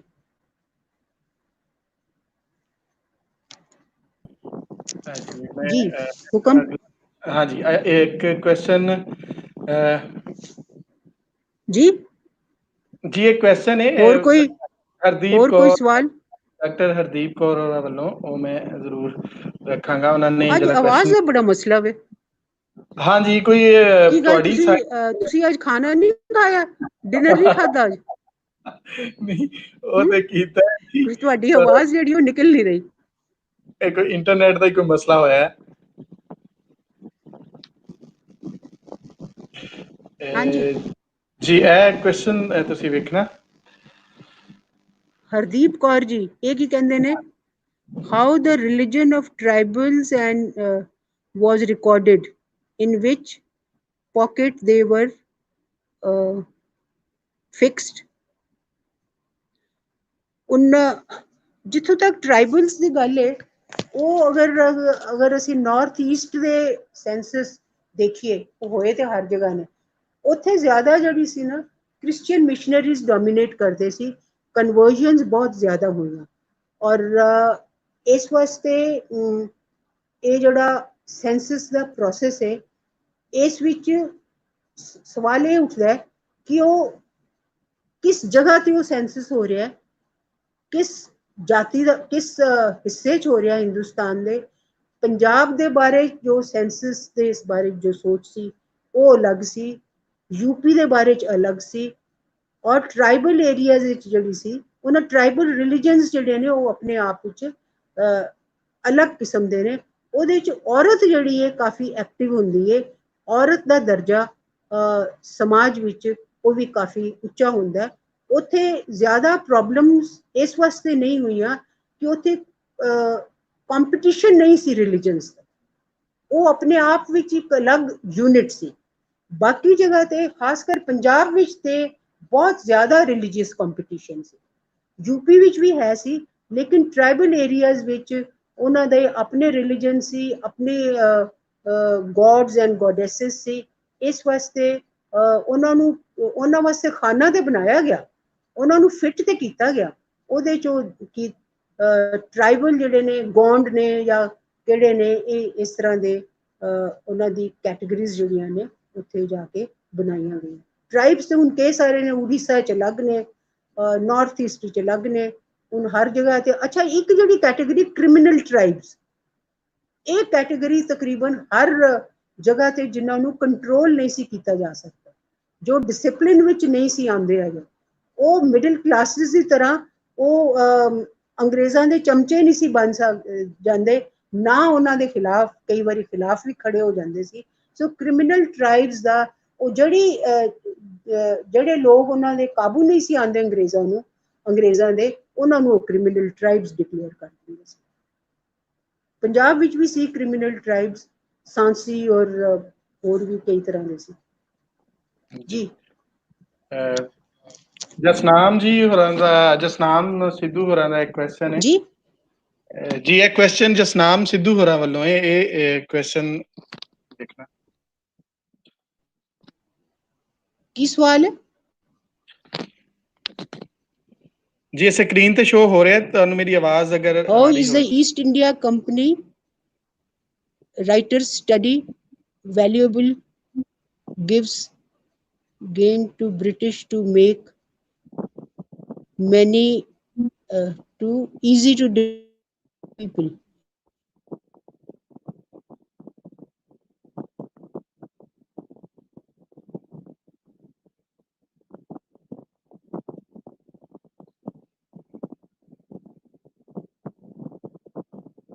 Study valuable gives British to। ਅੱਛਾ, ਇਹ ਜਿਹੜੇ ਈਸਟ ਇੰਡੀਆ ਕੰਪਨੀ ਜਾਂ ਜਿਹੜੇ ਵੀ ਅੰਗਰੇਜ਼ ਇੱਥੇ ਹਿੰਦੁਸਤਾਨ ਵਿੱਚ ਆਉਂਦੇ ਸੀ, ICS ਦੇ ਬਾਅਦ ਵਿੱਚ ਹੋਇਆ, ਕੰਪਨੀ ਬਹਾਦੁਰ ਦੇ ਵਕਤ ਵੀ ਜਿਹੜੇ ਆਉਂਦੇ ਸੀ, ਉਹ ਆਫਿਸਰਸ ਪਹਿਲਾਂ ਫੋਰਟ ਵਿਲੀਅਮ ਕਾਲਜ ਵਿੱਚ ਐਜੂਕੇਸ਼ਨ ਹੁੰਦੀ ਸੀ ਉਹਨਾਂ ਦੀ, ਜਾਂ ਹੇਲਬਰੀ 'ਚ ਹੁੰਦੀ ਸੀ। ਸੋ ਉਹਨਾਂ ਨੂੰ ਉਸ ਤਰ੍ਹਾਂ ਹੀ ਐਜੂਕੇਟ ਕੀਤਾ ਜਾਂਦਾ ਸੀ, ਉਸ ਤਰ੍ਹਾਂ ਹੀ ਟ੍ਰੇਨ ਕੀਤਾ ਜਾਂਦਾ ਸੀ ਕਿ ਉਹ ਇੱਕ ਉਹਨਾਂ ਨੂੰ ਸੈੱਟ ਤਰੀਕਾ ਸਿਖਾ ਦਿੱਤਾ ਜਾਂਦਾ ਸੀ। ਉਹਨਾਂ ਦਾ ਜਿਹੜਾ ਸਾਈਕੋਲੋਜੀਕਲ ਮੇਕਅਪ ਸੀ, ਉਹਨੂੰ ਵੀ ਕੋਸ਼ਿਸ਼ ਕਰਦੀ ਸੀ ਕਿ ਉਹਨਾਂ ਦੀ ਟ੍ਰੇਨਿੰਗ ਜਿਹੜੀ ਸੀ ਉਸ ਤਰ੍ਹਾਂ ਹੀ ਹੋਵੇ। ਸੋ ਉਹ ਆਪਣੇ ਆਪ ਨੂੰ ਪਹਿਲਾਂ ਹੀ ਕੰਪਨੀ ਬਹਾਦੁਰ ਦੇ ਮੁਲਾਜ਼ਮ ਸਮਝਦੇ ਸੀ, ਔਰ ਉਹ ਸੋਚਦੇ ਸੀ ਕਿ ਉਹ ਤਕਰੀਬਨ ਜਿੰਨੇ ਵੀ ਆਫਿਸਰਸ ਇੱਥੇ ਆਉਂਦੇ ਸੀ, ਉਹ ਇਸ ਲਈ ਆਉਂਦੇ ਸੀ ਤਾਂ ਕਿ ਉਹਨਾਂ ਦਾ ਇੱਥੇ ਆ ਕੇ ਉਹ ਆਪਣੇ ਆਪ ਨੂੰ ਅਲੱਗ ਸਮਝਣ। ਇਸ ਵਾਸਤੇ ਜਿੰਨੇ ਵੀ ਬੈਂਗਲੋਜ਼ ਬਣੇ ਜਾਂ ਬੈਰਕਸ ਬਣੀਆਂ, ਉਹਨਾਂ ਦੀ ਆਰਕੀਟੈਕਚਰ ਅਲੱਗ ਕਿਸਮ ਦੀ ਸੀ, ਉਹ ਹਿੰਦੁਸਤਾਨੀਆਂ ਨਾਲ ਜੁੜੇ ਨਹੀਂ ਸੀ। ਲੇਕਿਨ ਇਹ ਐਸਾ ਪੀਰੀਅਡ ਹੈ, ਸ਼ੁਰੂ ਵਿੱਚ ਜਿਹੜੇ ਲੋਕ ਆਏ ਉਹਨਾਂ ਨੇ ਹਿੰਦੁਸਤਾਨੀਆਂ ਦੀ ਤਰ੍ਹਾਂ ਹੀ ਕੱਪੜੇ ਪਾਏ, ਉਸੇ ਤਰ੍ਹਾਂ ਹੀ ਉਹਨਾਂ ਨੇ ਬਿਹੇਵੀਅਰ ਕੀਤਾ, ਉਸੇ ਤਰ੍ਹਾਂ ਹੀ ਉਹ ਐਸ਼ ਕਰਦੇ ਸੀ। ਲੇਕਿਨ ਜਿਉਂ-ਜਿਉਂ ਕੰਪੀਟੀਸ਼ਨ ਵਾਲਾਸ ਮੀਨ ਕਿ ਹਿੰਦੁਸਤਾਨੀ ਵੀ ICS ਵਿੱਚ ਆਉਣ ਲੱਗ ਗਏ, ਤੇ ਉਸ ਨਾਲ ਉਹਨਾਂ ਦਾ ਨਜ਼ਰੀਆ, ਉਹਨਾਂ ਦਾ ਤੌਰ ਤਰੀਕਾ, ਉਹਨਾਂ ਦੇ ਘਰਾਂ ਦੀ ਬਣਤਰ, ਆਰਕੀਟੈਕਚਰ, ਉਹ ਸਭ ਜਿਹੜੀ ਸੀ ਅਲੱਗ ਤਰ੍ਹਾਂ ਦੀ ਹੋਣ ਲੱਗ ਗਈ ਔਰ ਉਹਨਾਂ ਦੀ ਜਿਹੜੀ ਮੈਂਟਲ ਮੇਕਅਪ ਸੀ ਉਸ ਤੇ ਵੀ ਬਹੁਤ ਜ਼ਿਆਦਾ ਅਸਰ ਹੋਇਆ। ਸੋ ਇਹ ਟ੍ਰੇਨਿੰਗ ਸੀ ਹੇਲੀਬਰੀ ਕਾਲਜ ਵਿੱਚ ਜਿਹੜੀ ਉਹਨਾਂ ਨੂੰ ਇਸ ਦੇ ਮੁਤਾਬਕ ਬਣਾਉਂਦੀ ਸੀ। ਜੀ ਜੀ ਲਾਸਟ ਕੁਐਸਚਨ ਚੱਕਰਵਰਤੀ ਮਹਾਜਨ ਹੋਰਾਂ ਵੱਲੋਂ ਲਾਸਟ ਕੁਐਸਚਨ ਹੈ ਜੀ। ਹੋਰ ਵੀ ਹੈ ਕੁਝ? ਬਸ ਇਹ ਲਾਸਟ ਕੁਐਸਚਨ ਹੈ ਜੀ। ਜੀ ਜੀ ਫਰਮਾਓ। ਸਕਰੀਨ ਤੇ ਨਜ਼ਰ ਆ ਰਿਹਾ, ਅਗਰ ਮੇਰੀ ਆਵਾਜ਼ ਆ ਰਹੀ ਇੰਨਾ ਬਰੀਕ ਹੈ ਕਿ ਇਹਦੇ ਵਾਸਤੇ ਤੇ ਕੀ ਚਾਹੀਦਾ ਇਹਨੂੰ ਪੜ੍ਹਨ ਲਈ। How was local intellectuals how were local intellectuals were reacting yes huh reacting to these changes? How were the local intellectuals reacting to these changes? to these changes? ये सवाल काफी जरूरी भी है। देखो लोकल इंटेलेक्चुअल्स कोऑप्ट भी हो गए और ये जड़ा तब्दीली आई है ज्यादा जी first generation of middle class सी राजा राम मोहन रॉय दी वो जनरेशन अंग्रेजी सरकार नू अंग्रेजी हुकूमत नू अंग्रेज़ां दे इत्थे आन नू वो समझदी सी कि वो chosen instrument of God to improve India or to modernize India, to use the correct word. They were the chosen instruments for modernizing India. लेकिन ये जिहड़ा नजरिया सी ये कांग्रेस दी जिहड़ी शुरू दी स्टेजेस सी जदों ह्यूम ने बनाया सी वो कोई शॉक एब्जॉर्बर ही रही। लेकिन असली जिहड़ी गल सी ये जिहड़ी तब्दीली आई ये 1900 इस फर्स्ट वर्ल्ड वॉर तो बाद आई जिहड़ी लोकल इंटलैक्चुअल्स दा साइकोलॉजिकल चेंज ये उस विच आया खासकर पंजाब विच जदों जिन्हां रिक्रूट्स ने लड़ाइयां लड़ियां जिन्होंने वादे किए गए सी कि उन्होंने जमीनां दित्तियां जाणगियां और कई तरह की एजिटेशनस भी हुईयां। ये तब्दीली हौली हौली आन लग गई। लेकिन गांधी जी के आन तो बाद इस ते जदों पोलिटिकल स्टेज विच आए या पोलिटिकल लाइफ विच आए वो तब्दीली जिहड़ी है ज्यादा तेजी नाल आन लग गई। बाल लोकमान्य बाल गंगाधर तिलक ने भी इस विच बहुत वड्डा रोल अदा किया, चाहे उन्होंने असीं एक्सट्रीमिस्ट और मॉडरेट्स कहिए, इन्हां ने इंटलैक्चुअल्स ने बहुत कुछ किया। जिथों तक सवाल है लोकल इंटलैक्चुअल्स का, हुण कई बारी वो कोऑप्ट हो जाते हैं, कई बारी वो जदों उन्हां दे इंटरस्ट ये डिपेंड करता है कि किस प्रोविंस किस तरह की जागृति आई है, एक्सटेंट ऑफ अवेकनिंग वो किस तरह की है, कांग्रेस का की रोल है उस वक्त इंडिजिनस एलीट जिहड़ा है। जिस तरह 1919 में डॉक्टर सत्यपाल डॉक्टर किचलू उन्होंने नक्शा ही बदल दिता और इस तरह यूपी विच भी होया, बाकी शहरों विच भी होया। सो ये पोलिटिकल मूवमेंट या अंग्रेज़ों ने इस तरह का कोई कदम उठाए जिस करके लोकल इंटलैक्चुअल्स विच एक जागृति सिर्फ नहीं आई, उन्हां विच ये जज्बा भी पैदा होया कि वो अंग्रेज़ों के खिलाफ खड़े हो जान। उन्हें जिहड़ा डर सी ना, ये गांधी जी ने डर जिहड़ा सी ये खत्म किया, उन्होंने फीयरलैस बनाया और ये फीयरलैस होने का जिहड़ा जज्बा सी ये किधरे रुकिया नहीं, अगे ही वधिया गया। और गांधी जी ने कहा कि मेरी साडी कंसेंट तो बगैर, साडी मर्जी तो बगैर तुसी कदम भी नहीं पुट सकते हैगे, तुसी हिंदुस्तान विच कुछ भी नहीं कर सकते। सो ये कंसेंट दे बारे विच या नैशनलिज्म दे बारे विच ये सारियां गल्लां जिहड़ियां ना नए नए ख्यालात आंदे गए और हर प्रोविंस विच पॉलिसी की सी अंग्रेज सरकार दी ਉਹ ਵੀ ਇੱਕ ਬੜਾ ਵੱਡਾ ਮੁੱਦਾ ਸੀ, ਜਿਸ ਦੇ ਮੁਤਾबिਕ ਲੋਕਲ ਇੰਟੈਲੈਕਚੁਅਲਸ ਦਾ ਰਿਐਕਸ਼ਨ ਜਾਂ ਜੋ ਉਹਨਾਂ ਨੇ ਐਕਟੀਵਿਟੀਜ਼ ਨੇ ਉਸ ਦੇ ਮੁਤਾबिक ਹੋਈਆਂ। ਲਾਲਾ ਲਾਜਪਤ ਰਾਏ ਕਿਸ ਤਰ੍ਹਾਂ ਕਰਨਗੇ ਜਾਂ ਮਿਲੀਟੈਂਸੀ ਨੂੰ ਨਹੀਂ ਉਹਨਾਂ ਨੇ ਬਹੁਤ ਤੂਲ ਦਿੱਤਾ, ਭਗਤ ਸਿੰਘ ਨੇ ਕਿਉਂ ਕੀਤਾ। ਸੋ ਇਹ ਜਿਹੜਾ ਸੀ ਡਿਪੈਂਡ ਕਰਦਾ ਹੈ ਕਿ ਕਿਸ ਵਕਤ ਇੱਕ ਵਕਤ ਕੇ ਵਿਚ ਪੁਆਇੰਟ ਆਫ ਟਾਈਮ ਉਸ ਵਕਤ ਮੁਲਕ ਉਸ ਪ੍ਰੋਵਿੰਸ ਦੀ ਹਾਲਤ ਕੀ ਸੀ, ਲੋਕਲ ਇੰਟੈਲੈਕਚੁਅਲਸ ਜਿਹੜੇ ਨੇ ਜਾਂ ਸ਼ਹਿਰੀ ਨੇ ਉਹ ਕਿਸ ਤਰ੍ਹਾਂ ਬਿਹੇਵ ਕਰਨਗੇ, ਕਿਸ ਤਰ੍ਹਾਂ ਉਹਨਾਂ ਦਾ ਰਿਐਕਸ਼ਨ ਹੋਏਗਾ। ਇਸ ਵਿੱਚ ਬਹੁਤ ਸਾਰੇ ਫੈਕਟਰਸ ਨੇ, ਕੋਈ ਅਸੀਂ ਇੱਕੋ ਐਸਾ ਜਵਾਬ ਨਹੀਂ ਦੇ ਸਕਦੇ ਕਿ ਲੋਕਲ ਇੰਟੈਲੈਕਚੁਅਲਸ। ਸਵਾਲ ਹੈ ਕਿ ਕਿਹੜੀ ਜਗ੍ਹਾ ਦਾ ਲੋਕਲ ਇੰਟੈਲੈਕਚੁਅਲ, ਅੰਮ੍ਰਿਤਸਰ ਦਾ, ਰੋਹਤਕ ਦਾ ਜਾਂ ਲਖਨਊ ਦਾ। ਇਹ ਸਭ ਸਵਾਲ ਜਿਹੜੇ ਨੇ ਉਹ ਪੂਰੇ ਕੰਟੈਕਸਟ ਦੇ ਮੁਤਾबिक ਜਿਹੜੇ ਨੇ ਅਸੀਂ ਇਹਨਾਂ ਦਾ ਜਵਾਬ ਦੇ ਸਕਦੇ ਹਾਂ, ਉਸ ਤਰ੍ਹਾਂ ਨਹੀਂ ਦੇ ਸਕਦੇ। ਜੀ ਬਹੁਤ ਸ਼ੁਕਰੀਆ, ਤੁਸੀਂ ਅੱਜ ਸਾਨੂੰ ਆਪਣਾ ਕੀਮਤੀ ਟਾਈਮ ਦਿੱਤਾ ਔਰ ਤੁਸੀਂ ਅੱਜ ਆਏ ਗੱਲਬਾਤ ਕਰਨ ਵਾਸਤੇ ਸਾਡੇ ਲਾਇਲਪੁਰ ਯੰਗ ਹਿਸਟੋਰੀਅਨ ਕਲੱਬ ਦੇ ਫੋਰਮ ਤੇ। ਅਸੀਂ ਤੁਹਾਡੇ ਬੜੇ ਮਸ਼ਕੂਰ ਹਾਂ ਕਿ ਤੁਸੀਂ ਅੱਜ ਜਿਹੜਾ ਸਾਡੇ ਨਾਲ ਇੱਕ ਜਿਹੜਾ ਲੈਕਚਰ ਸੀ ਸ਼ੇਅਰ ਕੀਤਾ। ਬਹੁਤ ਮਿਹਰਬਾਨੀ ਜੀ, ਤੁਹਾਡੇ ਸਭ ਦਾ ਬਹੁਤ ਸ਼ੁਕਰੀਆ। ਤੁਸੀਂ ਇੱਕ ਐਸੇ ਟੌਪਿਕ ਤੇ ਗੱਲ ਕਰਨ ਦੀ ਮੈਨੂੰ ਇਜਾਜ਼ਤ ਦਿੱਤੀ ਜਿਹੜਾ ਤੁਹਾਡੇ ਏਜੰਡੇ 'ਚ ਨਹੀਂ ਹੈ। ਤੁਸੀਂ ਪੰਜਾਬ ਦੇ ਕਲਚਰਲ ਸਿਨੈਰੀਓ ਤੇ ਜ਼ਿਆਦਾ ਤੁਹਾਡਾ ਜ਼ੋਰ ਹੈ, ਲੇਕਿਨ ਮੈਂ ਸਮਝਨੀ ਆ ਕਿ ਸਾਨੂੰ ਇਸ ਦਾ ਇੱਕ ਜਿਹੜਾ ਵੇ ਨਾ ਵਸੀ ਨਜ਼ਰੀਏ ਨਾਲ ਵੀ ਦੇਖਣਾ ਚਾਹੀਦਾ ਹੈ ਕਿ ਹਰ ਜਗ੍ਹਾ ਤੇ ਕੀ ਹੋ ਰਿਹਾ ਸੀ, ਕਿਉਂ ਅਸੀਂ ਉਸ ਵਕਤ ਇਹਨਾਂ ਚੀਜ਼ਾਂ ਤੇ ਫੋਕਸ ਨਹੀਂ ਕਰ ਸਕੇ। ਲੇਕਿਨ ਇੱਕ ਗੱਲ ਮੈਂ ਜ਼ਰੂਰ ਕਹਿਣਾ ਚਾਹਾਂਗੀ ਕਿ ਜਿਹੜੇ ਥੀਏਟਰ ਸੀ ਪੰਜਾਬ ਵਿੱਚ ਜਾਂ ਦੂਸਰੇ ਪ੍ਰੋਵਿੰਸਿਸ ਵਿੱਚ, ਉਹ ਥੀਏਟਰ ਬਹੁਤ ਐਕਟਿਵ ਸੀ, ਜਿਹੜਾ ਐਂਟੀ ਬ੍ਰਿਟਿਸ਼ ਸੀ ਔਰ ਜਿਹੜੀ ਇਹ ਗੱਲਾਂ ਕਰਦਾ ਸੀ ਕਿ ਕਿਸ ਤਰ੍ਹਾਂ ਅੰਗਰੇਜ਼ਾਂ ਨੂੰ ਕੱਢਣਾ। ਉਹ ਅੰਗਰੇਜ਼ਾਂ ਨੂੰ ਸਮਝ ਨਹੀਂ ਸੀ ਆਉਂਦਾ, ਜਿਸ ਤਰ੍ਹਾਂ ਪੰਜਾਬ ਵਿੱਚ ਸੀ ਨਕਾਲ। ਇਹ ਵੀ ਇਹਨੂੰ ਵੀ ਸਟੱਡੀ ਕਰਨਾ ਚਾਹੀਦਾ। ਜਾਂ ਸ਼ੀਲਾ ਭਾਟੀਆ ਔਰ ਉਹਨਾਂ ਲੋਕਾਂ ਨੇ ਭੂਕਾ ਹੈ ਬੰਗਾਲ, ਉਹ ਸਾਰਿਆਂ ਨੇ ਮਿਲ ਕੇ ਨਿਖਿਲ ਚੱਕਰਵਰਤੀ, ਰੇਨੂਕਾ ਚੱਕਰਵਰਤੀ, ਇਹਨਾਂ ਔਰਤਾਂ ਨੇ ਇੱਕ ਆਪਣਾ ਗਰੁੱਪ ਬਣਾਇਆ ਸੀ ਔਰ ਉਹਨਾਂ ਨੇ ਉਸ ਤਰ੍ਹਾਂ ਦੇ ਉਸਲੇ ਗਾਣੇ ਵੀ ਕੰਪੋਜ਼ ਕੀਤੇ ਸੀ। ਗਾਣਾ ਤੇ ਆਮ ਜੋ ਹੈ ਚੰਨਾ ਜ਼ੋਰ ਗਰਮ, ਲੇਕਿਨ ਉਹਦੇ ਵਿੱਚ ਅੰਗਰੇਜ਼ ਸਰਕਾਰ ਨੂੰ ਵੀ ਲਪੇਟ ਲਿਆ ਔਰ ਉਹਨਾਂ ਦੀ ਵੀ ਖਬਰ ਲੈ ਲਈ। ਸੋ ਹਰ ਮੂਵਮੈਂਟ ਦਾ ਆਪਣਾ ਇੱਕ ਖਾਸ ਰੰਗ ਹੁੰਦਾ ਵੇ, ਉਹਦਾ ਇੱਕ ਖਾਸ ਤਰੀਕਾ ਹੁੰਦਾ।